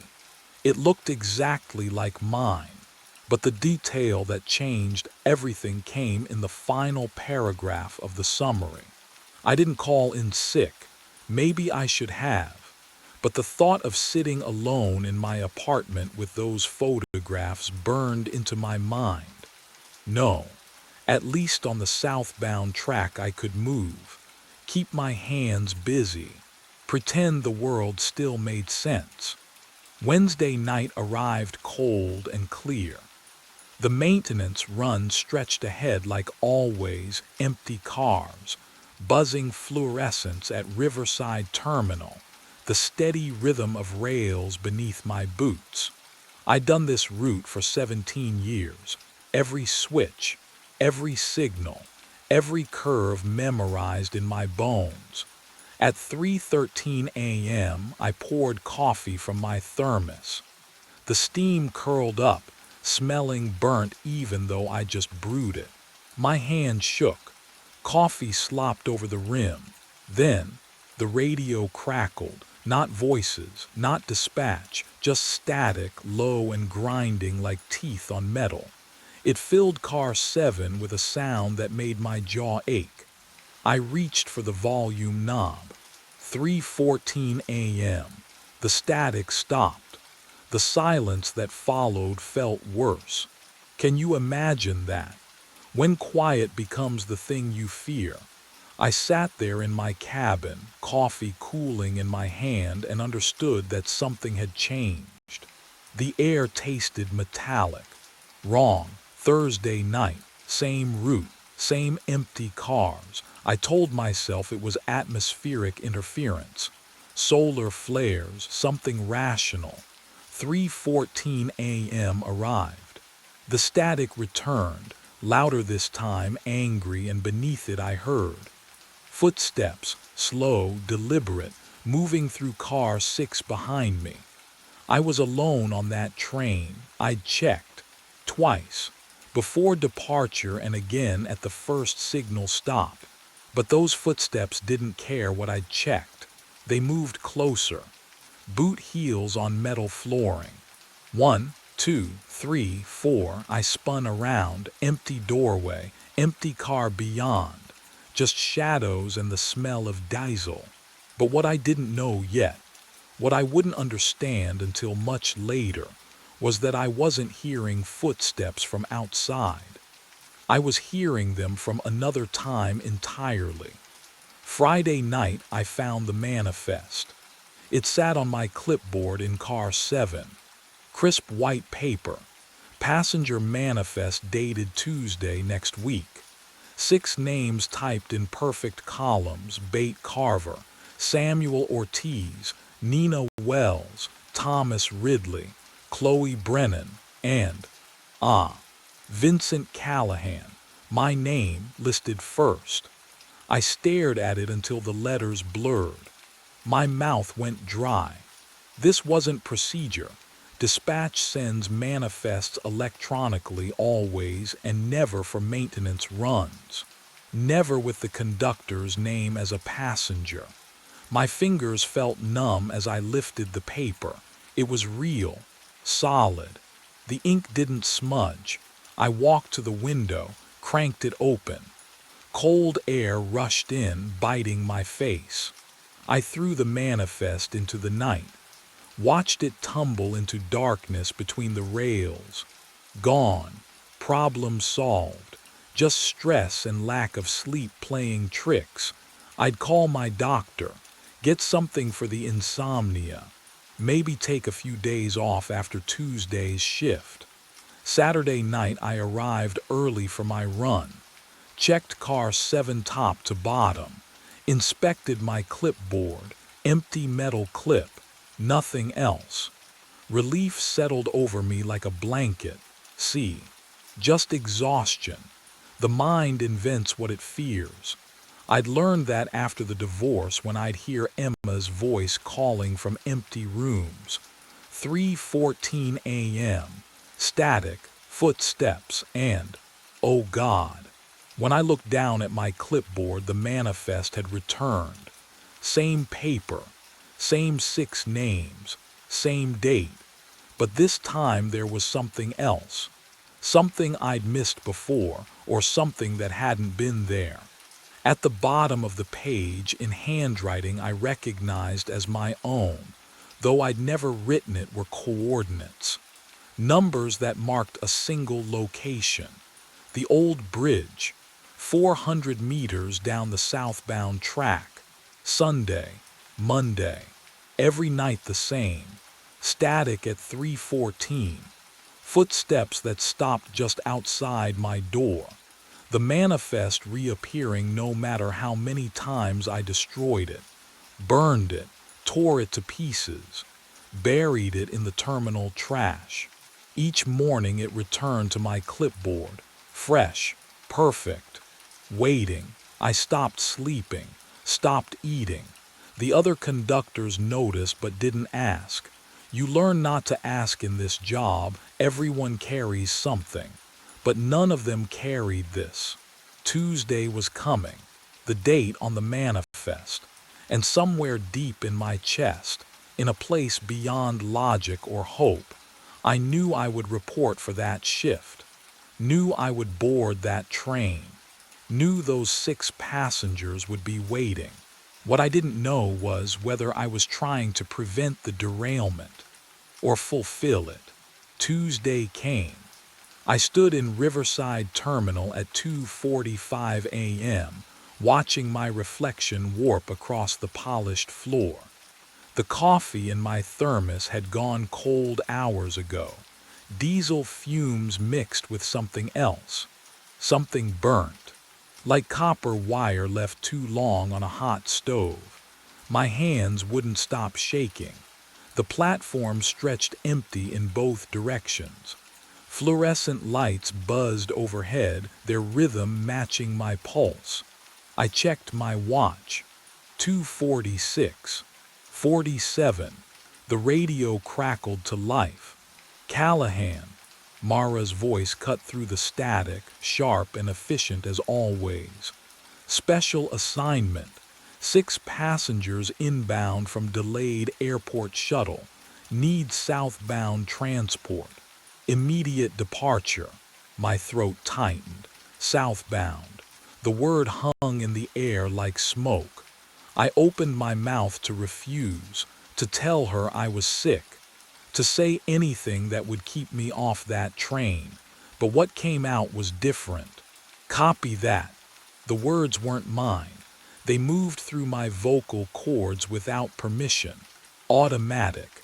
Like my body had rehearsed this conversation 1,000 times before. Can you imagine that? Your own voice betraying you. But the real horror hadn't started yet. Passengers arriving in 5, Mara said. Platform 3. My finger pressed the radio button. Understood. I wanted to scream, to drop the radio and run. My mind screamed no, no. No, but my legs carried me toward the platform anyway. One foot in front of the other. Steady. practiced. The metal railing felt ice cold under my palm, slick with condensation that shouldn't be there in October. 6 names burned in my memory: Bate Carver, Samuel Ortiz, Nina Wells, Thomas Ridley, Chloe Brennan, Vincent Callahan.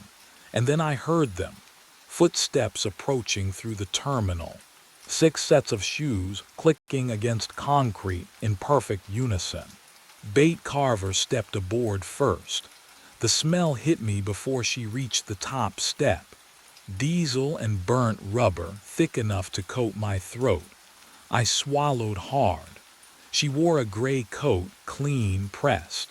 But the smell clung to her like she'd been bathing in engine grease. "Evening," I managed. She didn't respond. Her eyes passed over me without recognition. Empty, like I wasn't there at all. Samuel Ortiz followed. When he handed me his ticket, his fingers brushed mine, and oh God, the cold. Not winter cold, morgue cold, the kind that sinks into bone. I yanked my hand back instinctively, but he'd already moved past, settling into the second row without a word. Nina Wells boarded next. She stared at me, didn't blink, not once. I counted. 5 seconds, 10, 15. Her pupils stayed fixed, wide and glassy under the fluorescent lights. The air around her felt wrong somehow. Thinner. "Ma'am, you can take any." 314, she whispered. My stomach dropped.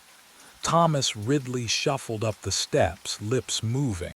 I leaned closer, straining to hear. "The bridge is out, the bridge is out, the bridge is out."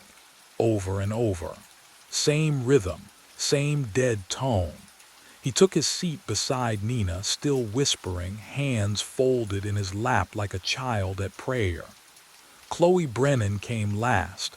No luggage, not even a purse. Just her in a blue dress that looked decades out of style. She paused at the top step, tilted her head, and smiled at me. It wasn't a human smile. The 6th passenger, where was the 6th? I counted again. Bate, Samuel, Nina, Thomas. Chloe, 5. The manifest said 6, but what I didn't know yet was that the 6th passenger had been standing there all along. The 6th name on the manifest was mine. The realization hit like ice water. I turned from the passenger manifest, hand trembling against the cabin wall, and faced the windshield. Darkness rushed past. The rails hummed their monotonous song. Then the air changed. It smelled wrong, like ozone and rust and something older. The kind of smell that clings to abandoned places. My watch read 3:14 a.m. exactly. The train's rhythm slowed without me touching the controls. And there, oh God, there it was. Millbrook Station materialized from nothing. The platform glowed under fluorescent lights that shouldn't exist.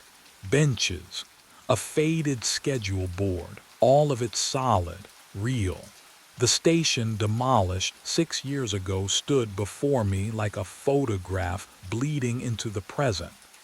A figure waited on the platform. But what I saw in that figure's face would make the next 60 seconds feel like drowning. My hand moved to the brake. I didn't want to stop. Every instinct screamed to accelerate, to blow past this impossible place. But my fingers closed around the lever anyway. The train shuddered, squealed, stopped. The doors hissed open. Cold air rushed in, winter cold, though it was June. The figure stepped aboard. His boots made hollow sounds on the metal floor. He wore a conductor's uniform, faded and stained with 11 years of phantom diesel. The fabric hung loose on his frame. He looked at me with my own eyes, decades older, exhausted, hollow. "Vincent," he said, His voice was mine, worn thin. "I've been waiting for you, for me, for us." He paused, breath rattling. 11 years I've tried to stop this. Every Tuesday, every loop. Loop, the word scraped out of my throat. He nodded slowly. "You'll stop the train, then you'll start it again." His expression cracked into something like grief. "We always do." But what he said next made my blood turn to sleet. The train lurched forward. I stumbled against the control panel. My hand found the brake lever, pulled, hard, nothing. The wheels screamed faster. The vibration climbed through my boots into my bones. Metal shrieked against metal, that sound you feel in your teeth, scraping behind your eyes. Behind me, movement. I turned. All 6 passengers stood in perfect unison. Chair springs creaked together like a chorus. They stepped into the aisle, one foot, then another, moving toward me with that same unnatural stillness I'd seen when they boarded. Bate Carver at the front, Samuel Ortiz behind her, Nina Wells clutching her stopped watch. Their faces, oh God, their faces were mine, not copies, not masks. My face at 20, my face at 35, my face gaunt and hollow at 50. Different ages worn on different bodies, but the same eyes staring back. My eyes, all of them watching me from 6 separate timelines. "And no," the word barely escaped. They said nothing, just kept walking. The smell of burnt rubber thickened in the narrow cabin, diesel and something worse beneath it, something rotting. The train accelerated harder. Through the windshield, the darkness peeled away. The old bridge materialized. Half its iron skeleton jutted over the gorge, the other half, gone. Just empty air and a 400-meter drop into black water. My hands flew to the controls. Emergency brake, manual override, the throttle lever. Nothing responded. The passengers were 3 meters away. 2.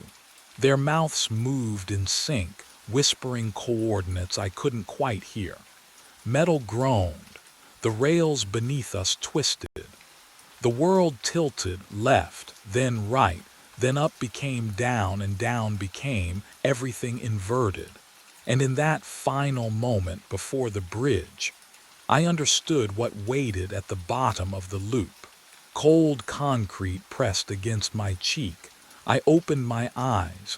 Platform lights flickered overhead. The same yellow sodium glow. My mouth tasted like copper and diesel. I pushed myself up. My hands. When did they get so weathered? Deep lines carved across the knuckles, liver spots.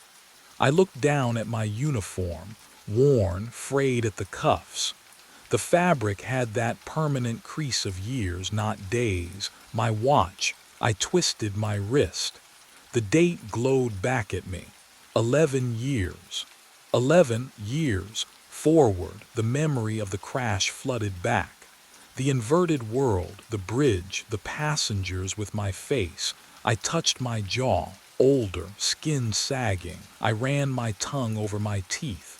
One missing in the back. Oh God. The platform stretched in both directions. Empty. Silent. No exit signs, no stairs, just the tracks and the phantom station that should not exist. But I knew what came next. I had always known. A low rumble vibrated through the concrete. I turned. Headlights pierced the darkness. 3:14 a.m. The southbound maintenance train rounded the curve. Same route, same speed. My chest tightened, not from fear anymore, from recognition. The train slowed. I stepped to the edge of the platform. The headlights washed over me and I saw him through the cabin window. Younger, 42. eyes not yet hollowed by this place. Me. He looked confused, frightened. His hand hovered over the brake. I raised my hand, slowly. The gesture I remembered seeing 11 years ago, or was it 1 week ago? Time had no meaning here. The train stopped. He would step out. I would give him the warning. The manifest. He would try to change things, and next Tuesday, he would crash anyway. The loop begins. My name was carved into the bone. I pressed my flashlight against the T-Rex femur, 5 feet above the floor where I'd been examining rust patterns on the exhibit bolts. There it was. Fresh scratches in 65-million-year-old fossil. Russell Harding. Below it, a date. 1 week from tonight. My hand trembled. The beam danced across the letters. Can you imagine seeing your own name carved into something that shouldn't exist? Something that's been locked behind velvet ropes and rusted steel brackets for 4 years. I've worked night watch at the Rothwell Museum for 18 months. Alone. No one enters Hall C during my shifts. The motion sensors have been disabled since the 90s. Budget cuts, they said, but I would have heard footsteps. I always hear footsteps. The cold from the marble floor seeped through my boots. It was 1:46 in the morning. I knew because I check my watch obsessively at night. It's the only way I stay grounded in the silence. The vaulted ceiling swallowed the sound of my breathing. Even the hum of the ventilation system felt wrong tonight, delayed, like it was coming from somewhere far away. I stepped back. The skeleton loomed above me, 15 feet of ancient bone reassembled into a predator's stance. But something was different. The skull. It was facing the west exit now, jaws parted slightly, empty eye sockets aimed directly at the double doors that led to freedom. It hadn't been facing that direction yesterday. I'd walked past this exhibit every night for 6 nights straight, ever since I noticed. Something. A feeling. The kind of dread that lives in your gut and whispers that you're being watched. But what I discovered during those nights, what I was only beginning to understand, made my name on that bone feel like a promise. Or a threat. The air smelled wrong. Dust, yes. Old wood and mineral oil they use on the display cases.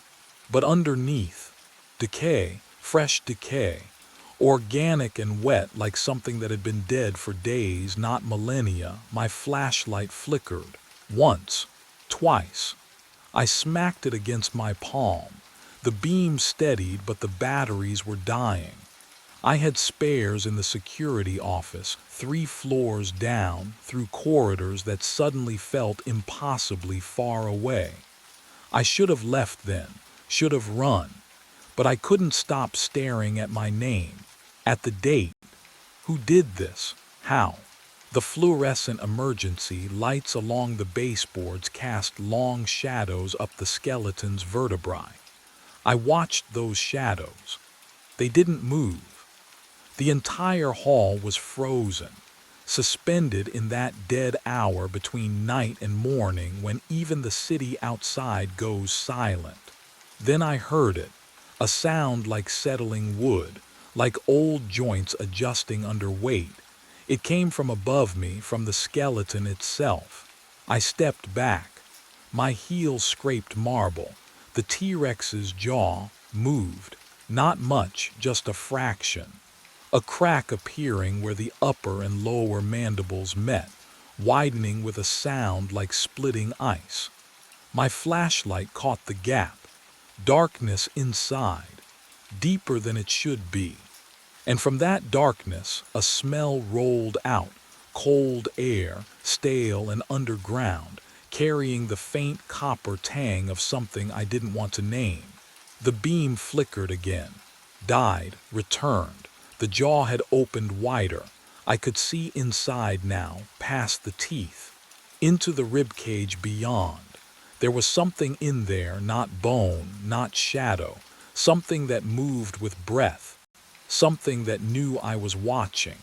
And then from deep within that impossible space, I heard a voice. My voice, whispering my name. 2 weeks earlier, I noticed the skeleton had moved.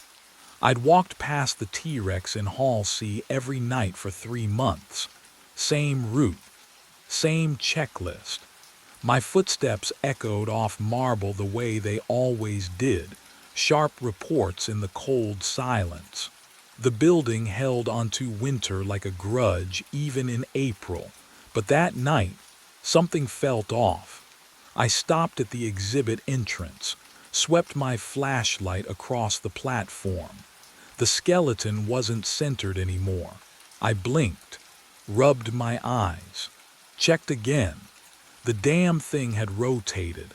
Not much, maybe 15 degrees clockwise. The skull that used to face the north wall now angled toward the hallway, toward the west exit. My pulse kicked up. I pulled chalk from my belt and marked the base. 4 precise lines where the display bolts met the floor. If this was a prank, I'd have proof tomorrow. The next morning, I caught Evelyn Price before her coffee cooled. Showed her the photos on my phone.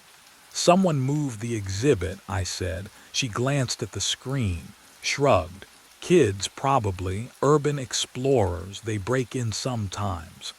The motion sensors haven't worked in Hall C for years.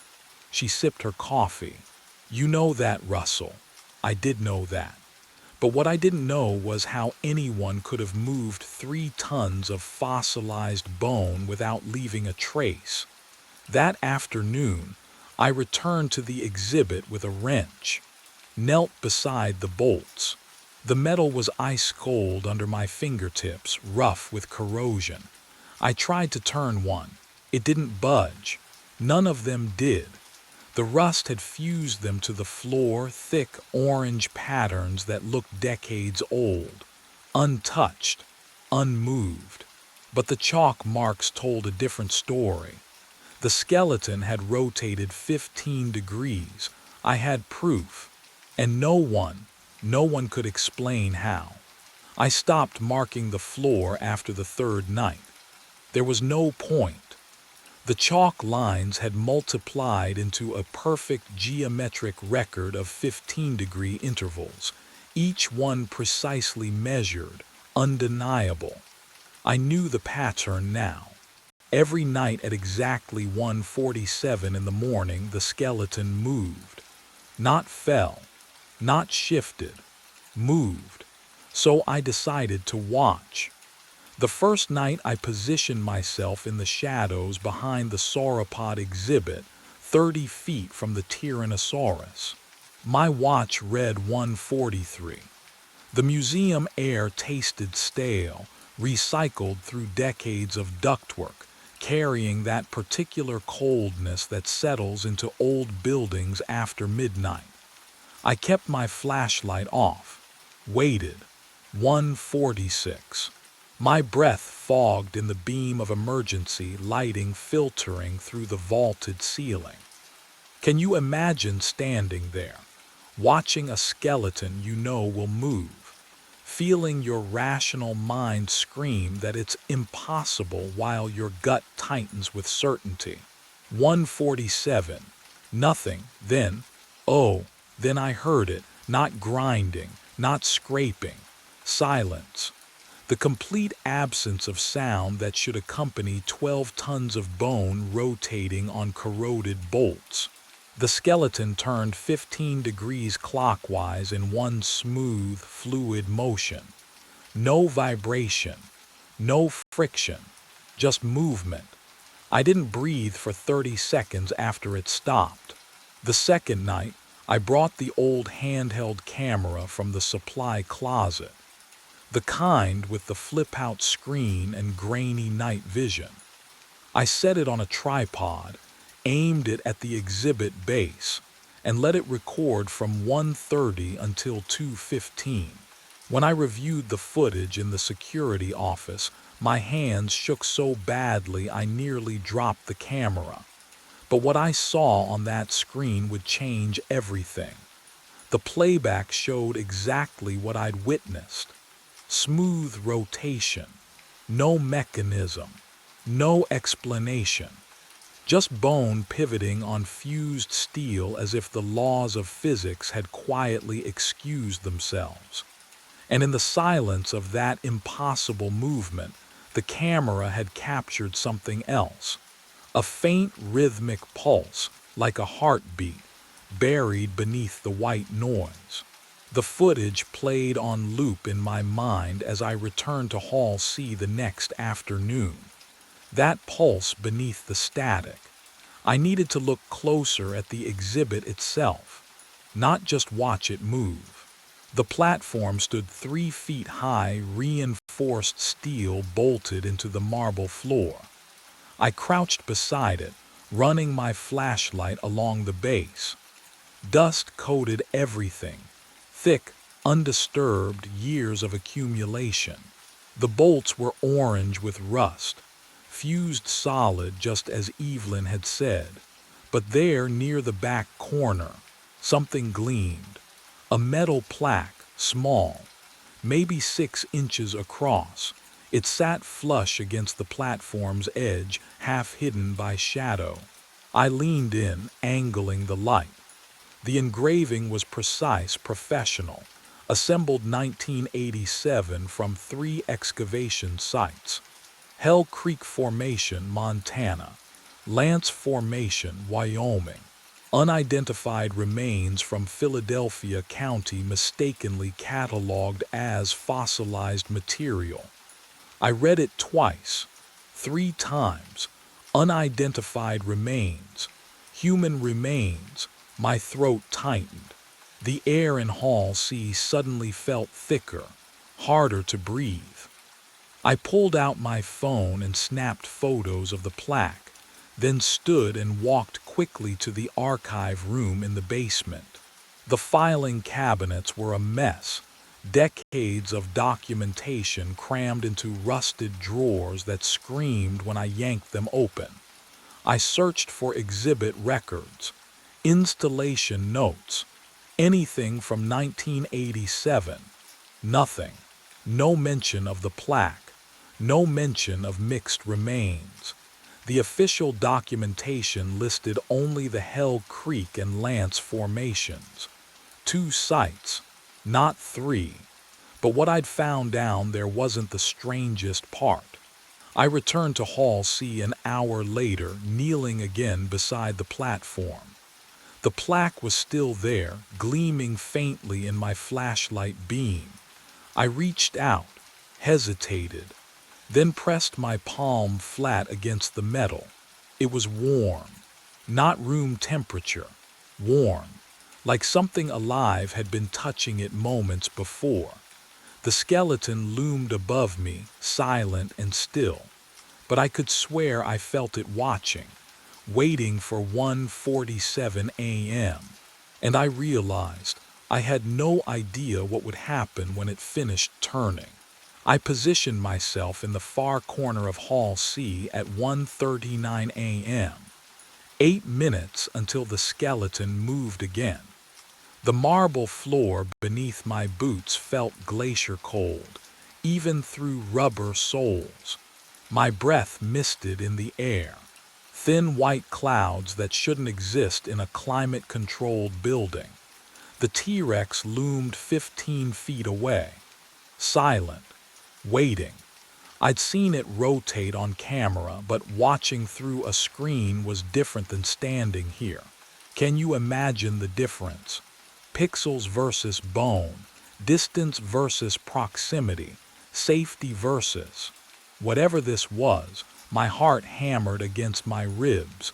1:43, 4 minutes. The hall's heating vents rattled somewhere above, but the sound was wrong, delayed, like an echo arriving before the source. That uncanny wrongness crawled up my spine. 1:46. 60 seconds. I held my breath. The skeleton stood motionless, ancient bone fused to corroded steel. Nothing suggested movement was even possible, and yet, 1:47 a.m., the T-Rex rotated, smooth, impossible, 15 degrees clockwise with the whisper of grinding stone. No mechanism, no explanation, just bone pivoting on rust. Then it stopped.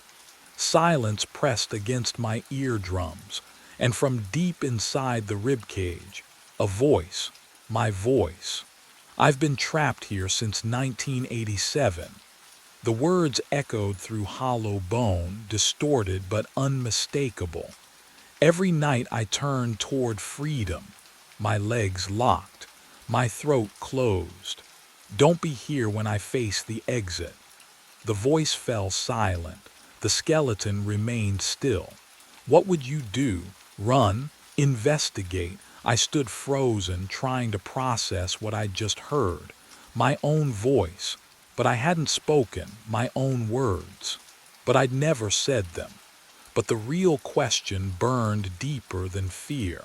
If that was me inside the bones, where was I standing right now? I fled Hall C and went straight to the archives. The basement stairwell was narrower than I remembered. My flashlight beam shook against the concrete walls. Each step echoed too loud, then too soft, like the building was swallowing sound.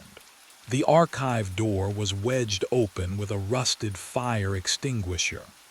Inside, the air hit me first, thick with mold and something sweeter. Rot. Not food rot, paper rot. The kind that gets into your throat and stays there. I yanked the chain for the overhead bulb. It flickered twice before holding. Rows of filing cabinets stretched into shadow. Water dripped somewhere behind the shelves, steady as a metronome.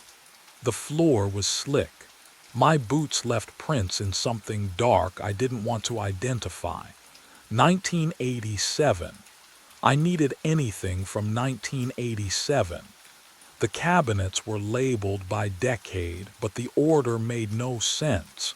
70s next to 90s. 60s missing entirely. I pulled drawer after drawer.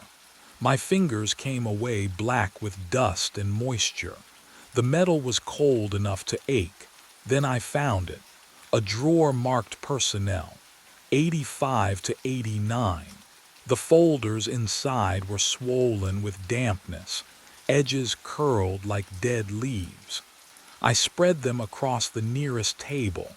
Maintenance reports, incident logs, time cards bundled with rubber bands that disintegrated at my touch. But what I found buried at the back would change everything I thought I understood. A folder, thicker than the rest. The tab read Lowell, Kenneth. I opened it. Assembly worker, third shift. Hired March of '87 to help install the new dinosaur exhibit. His employee photo showed a man in his 30s, thin face, nervous smile. He looked ordinary, the kind of person you'd forget an hour after meeting. His final time card was clipped to the inside cover. Date, October 9th, 1987. Clock in, 11 p.m. Clock out, blank. But someone had written in red ink across the bottom. Last seen 1:47 a.m. Hall C framework assembly. My hands wouldn't stay steady. The flashlight rolled off the table and clattered to the wet floor. There was more. An incident report. Single page. Typed. Employee Kenneth Lowell failed to report for shift end. Search conducted. No trace found. Last confirmed location inside T-Rex skeletal framework during vertebrae installation. Police notified. Investigation inconclusive. Case suspended November '87. Body never recovered because he was still there, inside the bones, inside the thing that turned every night at 1:47. I looked back at his photo, at his eyes, and that's when I noticed the handwriting at the bottom of the report. The note someone had scrawled in faded pencil, almost invisible now after decades in the damp. It said, "He's not the first." The archive had more than personnel files. I found the security tapes in a cardboard box behind the water heater. The smell hit me first, mildew and old plastic, decades of neglect compressed into one rotting corner. VHS cases labeled in faded marker, March '94, October 2001, September 2009. Each one marked the same month, September or October. My hands trembled as I fed the first tape into the ancient player mounted on a rusted cart. The monitor flickered to life, gray static, then grainy footage of Hall C. A man stood beneath the T-Rex. 40s, tired eyes. Security uniform just like mine. He was talking to someone off camera. No, wait. His lips moved, but the audio was distorted. I turned up the volume. "Shouldn't be here. I tried to warn you." His own voice, echoing from the skeleton. I watched him stumble backward, watched him shine his flashlight on the femur, watched him find something carved there. His face went pale. The timestamp read October 4th, 1994, night 6. The footage cut to static. I loaded the next tape. Different man, same scene. 2001. He pressed his palm against the bone, reading something I couldn't see. His mouth formed silent words. Then he looked directly at the camera. And I swear he was looking at me. The tape ended abruptly. I went through 4 more, each one the same, different faces, same terror, same night, night 6. But what chilled me most was the realization creeping up my spine like cold fingers. None of those men ever filed a final report. None of them clocked out. I pulled up the employment records on my phone, cross-referenced the dates. All of them vanished, without a trace. On night 6, tonight was my 5th night, and tomorrow, the pattern would demand its answer. Night 6 arrived with the weight of inevitability. I stood in the basement office at 1:43 a.m., staring at the tools I'd laid across the desk. A crowbar, bolt cutters, a hammer heavy enough to shatter bone, or whatever those fossils had become. The metal felt cold in my palms, slick with the nervous sweat that had started hours ago and never stopped. Could I really do this? Dismantle a priceless museum exhibit based on grainy VHS tapes and my own unraveling mind? What would you do? I climbed the stairs. Each step echoed through the empty building like a countdown. The crowbar scraped against my belt with every movement, a metallic whisper that made my teeth ache. At 1:45, I pushed through the doors into Hall C. The T-Rex stood motionless beneath the vaulted ceiling. No movement, no sound, just bone and shadow and the smell of something wrong. Not decay exactly, but time itself gone sour. I approached the femur where I'd seen my name carved. My flashlight beam trembled across the surface, catching the grooves of letters. Russell Harding, still there, still dated 1 week from tonight. I lowered the beam. Kenneth Lowell's name sat directly beneath mine, carved in identical script. 1987 scratched beside it. But what I found beneath Kenneth's name made my breath catch in my throat. Another name, Samuel Ortiz, 1994. I angled the light lower, hands shaking now. Jacob Reinhardt, 2001. Michael Chen, 2008. The names descended down the length of the femur like tombstones, each one separated by 6 or 7 years. I counted them as the crowbar slipped from my grip and clattered against the marble floor, the sound impossibly loud in the suffocating silence. 12 names, 12 watchmen, and at 1:47 a.m. the skeleton began to move. The grinding sound filled Hall C as bones scraped against fused steel. Slow, deliberate. The T-Rex skeleton pivoted the final 15 degrees until its skull faced the museum exit dead-on. I stumbled backward. My wrench clattered against marble. The rotation stopped. Silence pressed against my eardrums, thick and suffocating. My breath came in short gasps that echoed off the vaulted ceiling. The air smelled wrong, metallic, like copper wire left too long in water. Then the jaw moved, not fast, not violent, just opening, inch by impossible inch. The ancient hinges shouldn't function. They'd been wired shut since 1987, but they swung wide with a wet, grinding noise that made my teeth ache. What would you do? Stand there? Run? I couldn't move. The ribcage came next. Each bone separated with surgical precision, splitting along invisible seams I'd never noticed before. The sound was organic, living, like something hatching from the inside out. A figure emerged from between the ribs. Human, solid, real.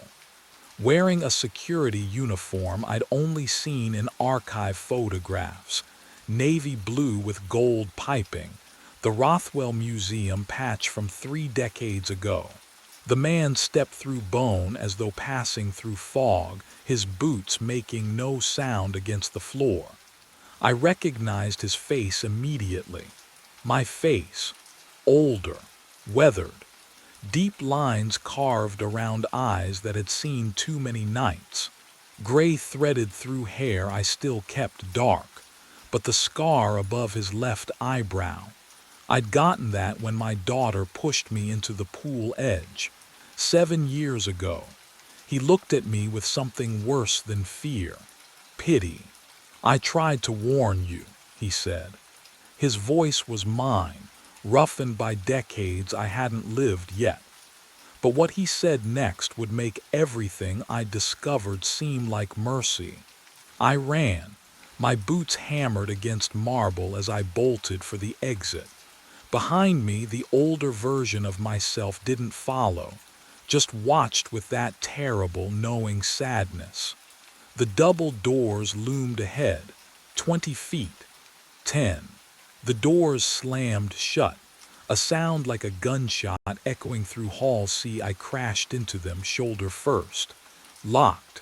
The metal was warm, wrong. No, no, no, no. The lights cut out. Pure darkness swallowed everything. I couldn't see my hands. Couldn't see the doors. Just the frantic sound of my own breathing and the copper taste of panic flooding my mouth. Then, a hydraulic hiss. The lights flickered back on. The doors were different, heavier wood, brass handles instead of steel. I spun around and the world tilted, fresh paint. That was the first thing I smelled, sharp and chemical, like someone had just finished the walls. Sawdust hung in the air, tickling my throat. The temperature was warmer, the heating system rumbling differently than I'd ever heard it. On the wall, a calendar. October 1987. What would you do? Can you imagine standing there, watching your present dissolve into someone else's past? Footsteps echoed from the east corridor. Voices. Men laughing, discussing work schedules and overtime pay. Getting closer. I turned back to Hall C. The T-Rex wasn't assembled yet. Just the metal framework, a skeletal cage of support beams waiting for bones, tools scattered across the floor, work lights casting harsh shadows. "Hey, you the new assembly guy," a voice called. A man in coveralls rounded the corner. His name tag read Kenneth Lowell. My throat closed. I tried to speak to warn him, but no sound came. He smiled. "Come on, we're behind schedule. Need you inside the framework to secure the ribcage bolts." I looked at the metal cage, at the space where a man could fit, where a man could be forgotten. The real horror wasn't what I'd discovered, it was what I'd become. Kenneth gestured toward the framework. "You coming?" I walked forward, not because I chose to, but because I already had. The metal was cold against my palms as I climbed inside. The radio crackled at exactly 3:33. I stared at it. Same calm voice cutting through the static, requesting lift clearance. Same polite tone. Same words as the last 3 nights. My finger hovered over the controls, sweat making the cold metal slippery beneath my palm. 4 times now. 4 times, and no ship had ever appeared. The fluorescent lights above me hummed their constant electric whine. I pressed the button. The bridge groaned to life, steel cables squealing as the road deck split and rose toward the night sky. Through the smudged window, I watched the empty black river stretch below, dark and still as oil. Nothing moved down there, ever. I checked the clock, started counting. The air in the control room smelled like rust and something older, something that had settled into the walls over decades. 20 minutes. That's how long I'd wait, just like protocol demanded. Just like I'd done 3 times before. My hands trembled as I gripped the edge of the console. Can you imagine standing alone in a metal box suspended over black water, raising a bridge for ghosts? The river gave back no reflections. Not even moonlight touched its surface tonight. I pressed my face to the cold glass, searching for running lights, for any sign of a vessel. The waiting stretched. 5 minutes. 10. 15. But what I realized at minute 17 made my stomach drop. The timing was too perfect. 3:33 exactly, down to the second. 4 nights in a row. The same voice. The same absence. This wasn't equipment malfunction or miscommunication. Someone, or something, was doing this deliberately. I lowered the bridge at minute 20. The machinery groaned in reverse. My reflection stared back from the dark window, pale and hollow-eyed. And that's when I understood this wasn't a game at all. It was a pattern. One I'd already become part of. 4 nights earlier, I thought I'd finally caught a break. The control room at Harbor Point was smaller than I'd expected, cramped, really. But it was mine for the night. My first solo shift. Jean had clapped me on the shoulder during orientation, told me the overnight rotation paid 20% more, and I jumped at it. The divorce lawyer's bills weren't going to pay themselves. Neither was the child support. I settled into the worn operator's chair, ran my fingers across the control panel. Cold metal, smooth from decades of use. The fluorescent lights hummed overhead, steady and bright. Outside the single window, the black river stretched away into darkness. invisible except for the faint shimmer where moonlight touched its surface. The radio sat silent on the desk. Vintage equipment, Gene had explained. Still worked perfectly. Just call if you need anything, he'd said, though he'd said it quickly, already backing toward the door. I checked my watch. 11:47, 8 hours stretched ahead. I'd brought coffee, a sandwich, my phone for emergencies, though Gene had warned me the signal was spotty out here. The highway above carried the occasional truck, tires humming against pavement, but mostly silence. The kind of silence that makes you aware of your own breathing. At 3:33 in the morning, the radio crackled to life. The sound made me jolt upright, heart hammering. Static hissed, then resolved into a voice. Calm, professional, almost polite. Bridge operator requesting lift clearance. I grabbed the microphone, thumb pressed to the transmission button. Finally, my first real call. Copy that. Stand by for clearance. My hands moved through the sequence Gene had drilled into me. Safety checks, visual confirmation protocols. I peered through the window at the river below. Darkness. Too dark to see much, but the ship's running lights would be visible soon enough. I threw the main lever. The bridge groaned. Hydraulics engaged with a deep mechanical sigh that vibrated through the floor, through my boots, up into my chest. The smell of rust and old grease drifted through the ventilation grate. I watched the drawbridge sections rise, splitting the roadway in half, metal teeth separating against the night sky. 20 feet, 40, 60. The bridge locked into its full vertical position with a solid clunk. I waited, watched the river.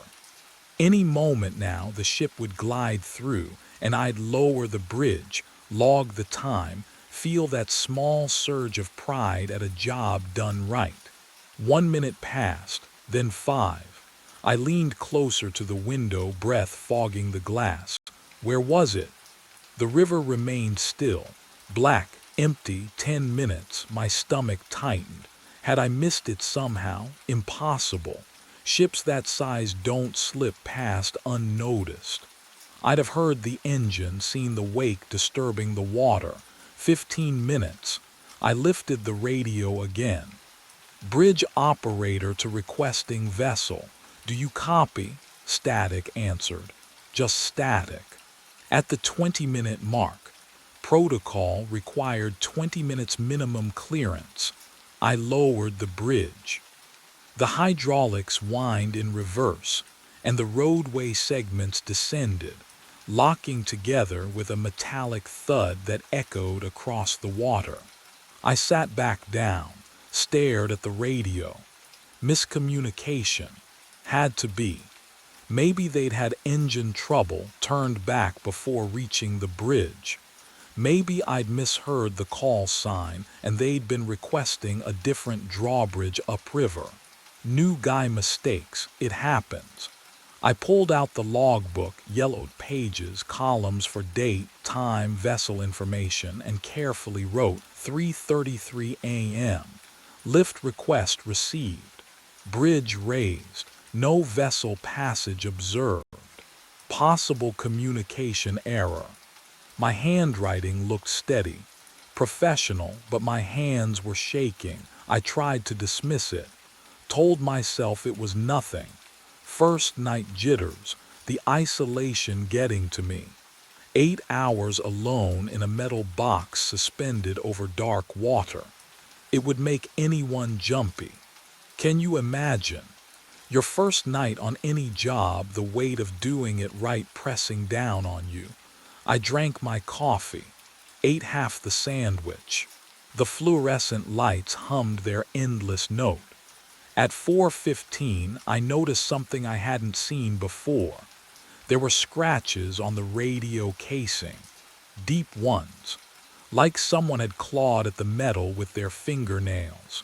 And beneath the microphone, barely visible in the harsh light, dark stains had seeped into the plastic grip.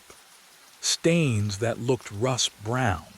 Stains that looked like dried blood. But what I saw next in that logbook would make my hands shake, for an entirely different reason. The entry that made my blood go cold was simple. Operator James Wilcox, raised bridge at 3:33 a.m. No vessel logged. The date was 4 years ago. The handwriting stopped mid-sentence. By the third night, I knew the call would come again. I sat in the cramped control room, fluorescent lights humming overhead like trapped insects. My phone showed no signal. It never did out here. The highway above was silent. No cars had passed in hours. The isolation pressed against the walls, thick as fog, and I wondered if you've ever felt that. That sensation of being the only person left in the world. At 3:33 a.m., the radio crackled. Bridge operator requesting lift. The same calm voice, the same words. My hand trembled as I reached for the microphone. Copy that, raising bridge now. I engaged the mechanism. Gears groaned. Steel cables sang their rising pitch. Through the single window, I watched the drawbridge sections lift toward the black sky, splitting the road like a broken bone. Then I waited. The river below remained still, dark, empty. But what I heard next made me question everything I thought I understood about this place. I keyed the mic. No vessel in sight. Please confirm your position. My voice echoed from the speaker. Normal, expected, but beneath it, another echo. My own words, repeating a half-second later, distorted, as if spoken underwater. The sound bubbled up from somewhere deep and cold, carrying the metallic taste of rust on my tongue even though I hadn't moved. I released the mic. The echo continued for 3 heartbeats longer than it should have. Silence flooded back, thick, wrong. I pulled the stack of old logbooks closer, dust coating my fingers like ash. Page after page, I found them. Different names, different years, always the same entry, always 3:33 a.m., always no vessel logged. The most recent was 8 years old. And then the names, they just stopped. I found his name on the 3rd logbook down. Ronald Thorne. The handwriting was cramped, meticulous, each letter pressed deep into yellowed paper that smelled of mildew and rust. I traced my finger down the entries, watching the dates march backward through time. 8 years, 9, 10. Then they stopped, just stopped. The final entry was dated March 19th, 8 years ago, 3:33 a.m. Bridge lift requested. Raised span successfully. Going to check gears. Unusual grinding sound from mechanism. That was it. The sentence didn't even end properly, like he'd set the pen down intending to return. He never did. My hands shook as I flipped through the remaining pages, all blank. I pulled out my phone, desperate for signal despite knowing better. One bar flickered, held, and I searched for Ronald Thorne's name. The article loaded in fragments. Harbor Point Bridge operator, presumed accidental fall. Body never recovered from Black River. The water was too deep, too cold, the currents too strong. They'd searched for 3 days before calling it off. What would you do? Finding that, knowing you were standing exactly where he'd stood, answering calls that had stopped the moment he disappeared. But the real horror came when I noticed the date. Tonight was March 19th. I checked my watch. 2:58 a.m. The control room suddenly felt smaller, the fluorescent lights buzzing too loud in my ears. The window reflected my pale face back at me, and beyond it, nothing but black water. 3:33. The radio crackled to life, static, then breathing. Then that same calm voice I'd heard 3 nights running, bridge operator requesting lift. My throat closed. I couldn't move, couldn't speak. The voice continued, patient as deep water. I've been waiting 8 years, Walter, please. Just raise the bridge. My throat closed. The voice knew my name. Nobody was supposed to know my name out here. Not on this frequency, not at this hour. I grabbed the radio with both hands, knuckles white against the black plastic.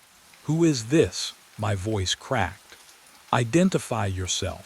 Now." Static hissed for 3 seconds, 4, 5, then, "I am directly below you." The words came slow, deliberate, each syllable dripping like water from rusted metal. "I have been waiting 8 years." The radio went cold, dead air, not even static anymore, just silence, thick and wrong, like the space between heartbeats when you think they might not start again. I grabbed my flashlight. My hands wouldn't stop shaking, but I forced myself to move, to look down through the grated floor beneath my boots. The beam cut through darkness, swept across black water 50 feet below. No reflection came back. The light just stopped, swallowed whole by that river, as if the water was drinking it down, hungry for something brighter than itself. I moved the beam left, then right. Nothing. No ripples, no movement. Can you imagine standing above water that refuses to move? The radio crackled back to life. "I was the operator before you." My stomach dropped. Ronald Thorne. The name from the logbook, the man who vanished 8 years ago on this exact date, the body they never found. "I raised the bridge at 3:33, the voice continued, and I could hear something new in it now, something underneath the calm. Desperation. I went to check the gears. The catwalk was slippery, the rail gave way. I backed against the control panel. The metal felt ice cold even through my uniform shirt. I fell, Walter. A pause. Long enough for me to taste copper on my tongue, to smell the industrial oil and rust and something else.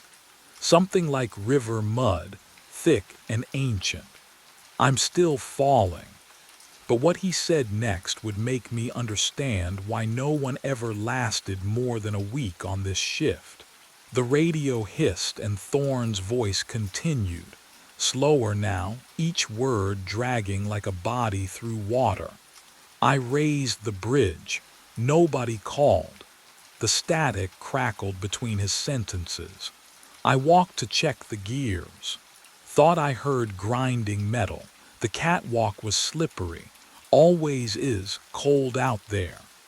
I pressed my palm against the control room window, felt condensation seep through my fingers. "The rail gave way," Thorne whispered. I reached for it, but my hand went through empty air. I fell. Walter, I fell. The transmission stretched, distorted. I'm still falling. Can you imagine that? Falling forever, watching the water rush up but never arriving. I couldn't breathe. The fluorescent lights buzzed overhead, too bright, too loud.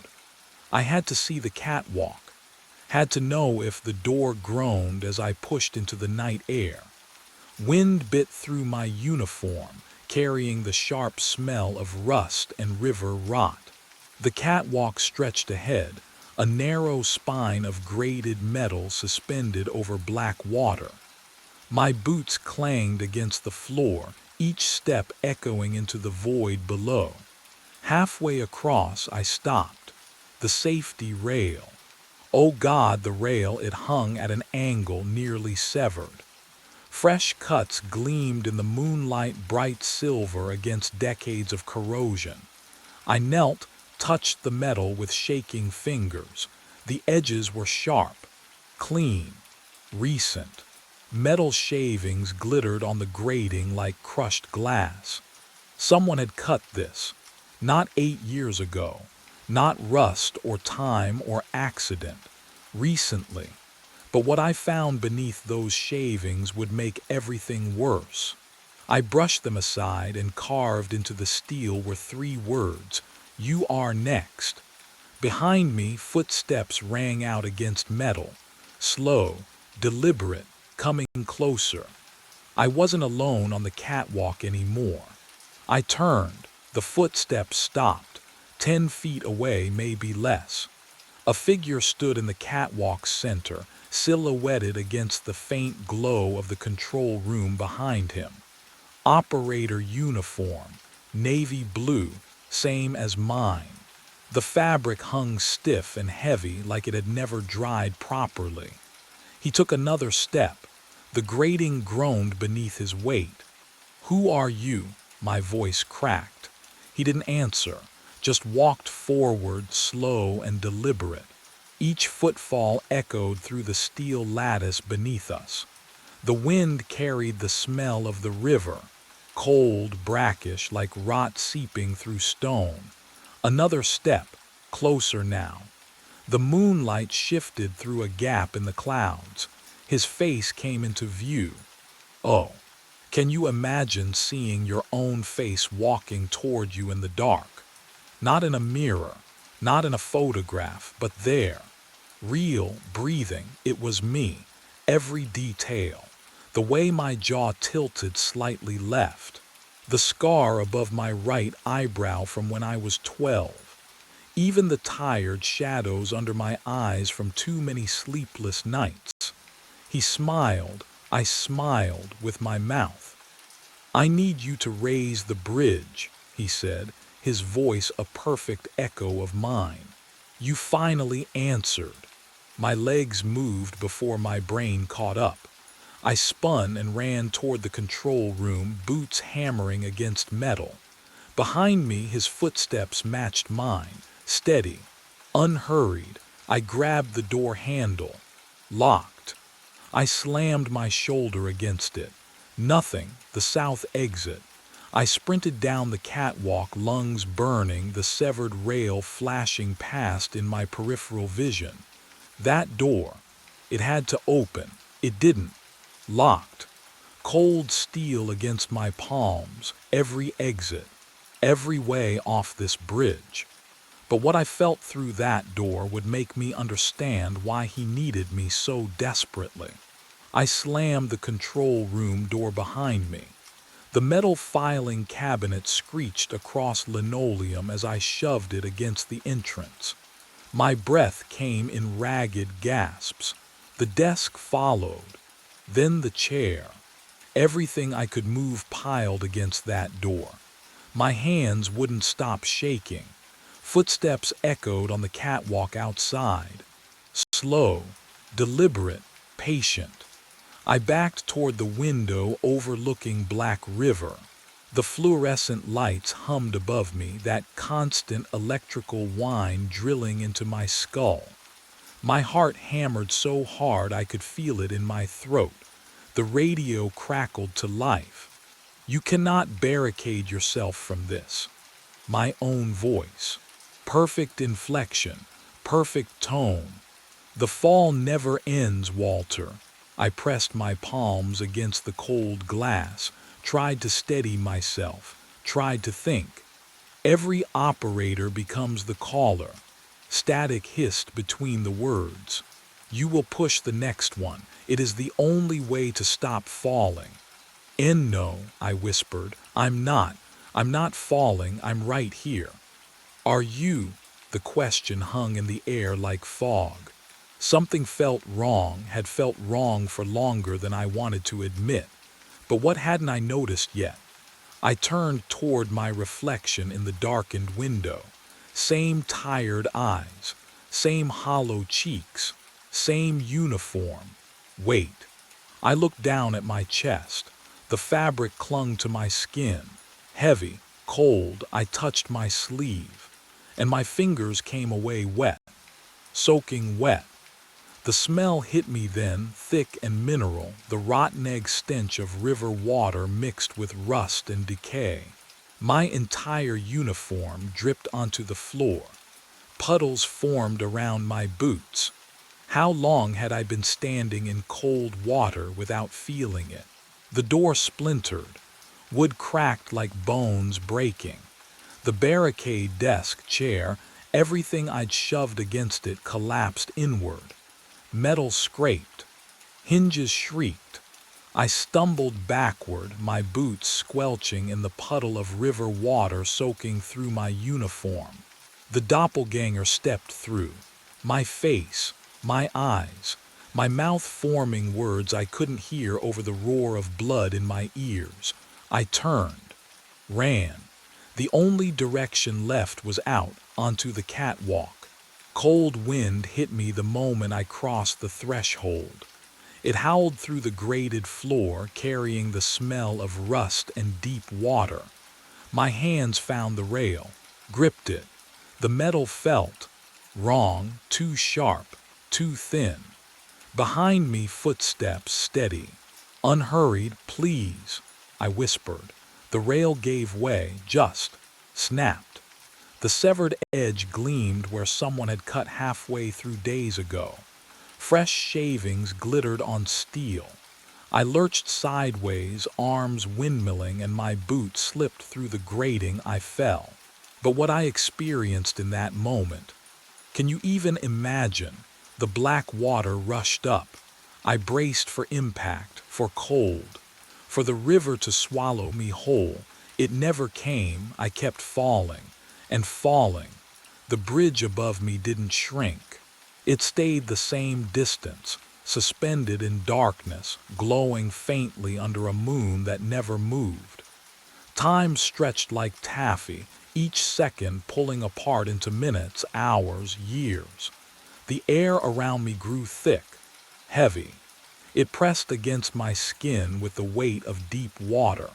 And then I saw them. Figures tumbling beside me in the dark. Men in operator uniforms, faces twisted in silent screams, arms outstretched toward a surface they'd never reach. Dozens of them. A column of falling bodies stretching up and down through a void that had no end. Ronald Thorne drifted past. His eyes met mine. Recognition flickered there and pity. My breath caught. Oh, I understood. The wet uniform. The radio calls, the face that wore mine. I hadn't been standing in that control room tonight. I'd been falling the whole time, every shift, every log entry, 8 years. I had been falling for 8 years. And tomorrow night, someone new would arrive to take my place. The fall doesn't end, it just stops mattering. Time moves differently down here. Days compress into heartbeats. Years dissolve like fog. I can't feel my legs anymore, but I can feel the radio in my hand, cold metal pressing into my palm, heavy with purpose. Tonight, a new operator arrives. I know his face before I see it. Young, 26 maybe, needs the money. Divorce papers still fresh. He moves through the control room like I did, touching the same switches, reading the same yellowed logbooks. He doesn't know yet. Can you imagine that innocence? That brief, beautiful moment before understanding. At exactly 3:33 in the morning, I lift the radio to my mouth. The words come automatically. Bridge operator. Requesting lift. My voice sounds calm, professional. No hint of the abyss beneath each syllable. I watch through the grated floor as he hesitates, just for a second, then reaches for the lever. The drawbridge groans. Steel screams against steel. The smell of rust and river water rises through the darkness. He raises the bridge. I see him in the control room window, backlit by fluorescent glow. His face is tight with confusion, with the first threads of fear. But what happens next is the part I never understood. Until now, I begin to climb, not up, not exactly. The air solidifies beneath my hands, cold, slick, textured like wet concrete. Ronald Thorne climbs beside me. Others too. An endless procession ascending through the void toward that single yellow rectangle of light. We climb because we must. We climb because the cycle demands completion. We climb because somewhere above, a nervous operator is walking toward the catwalk, and the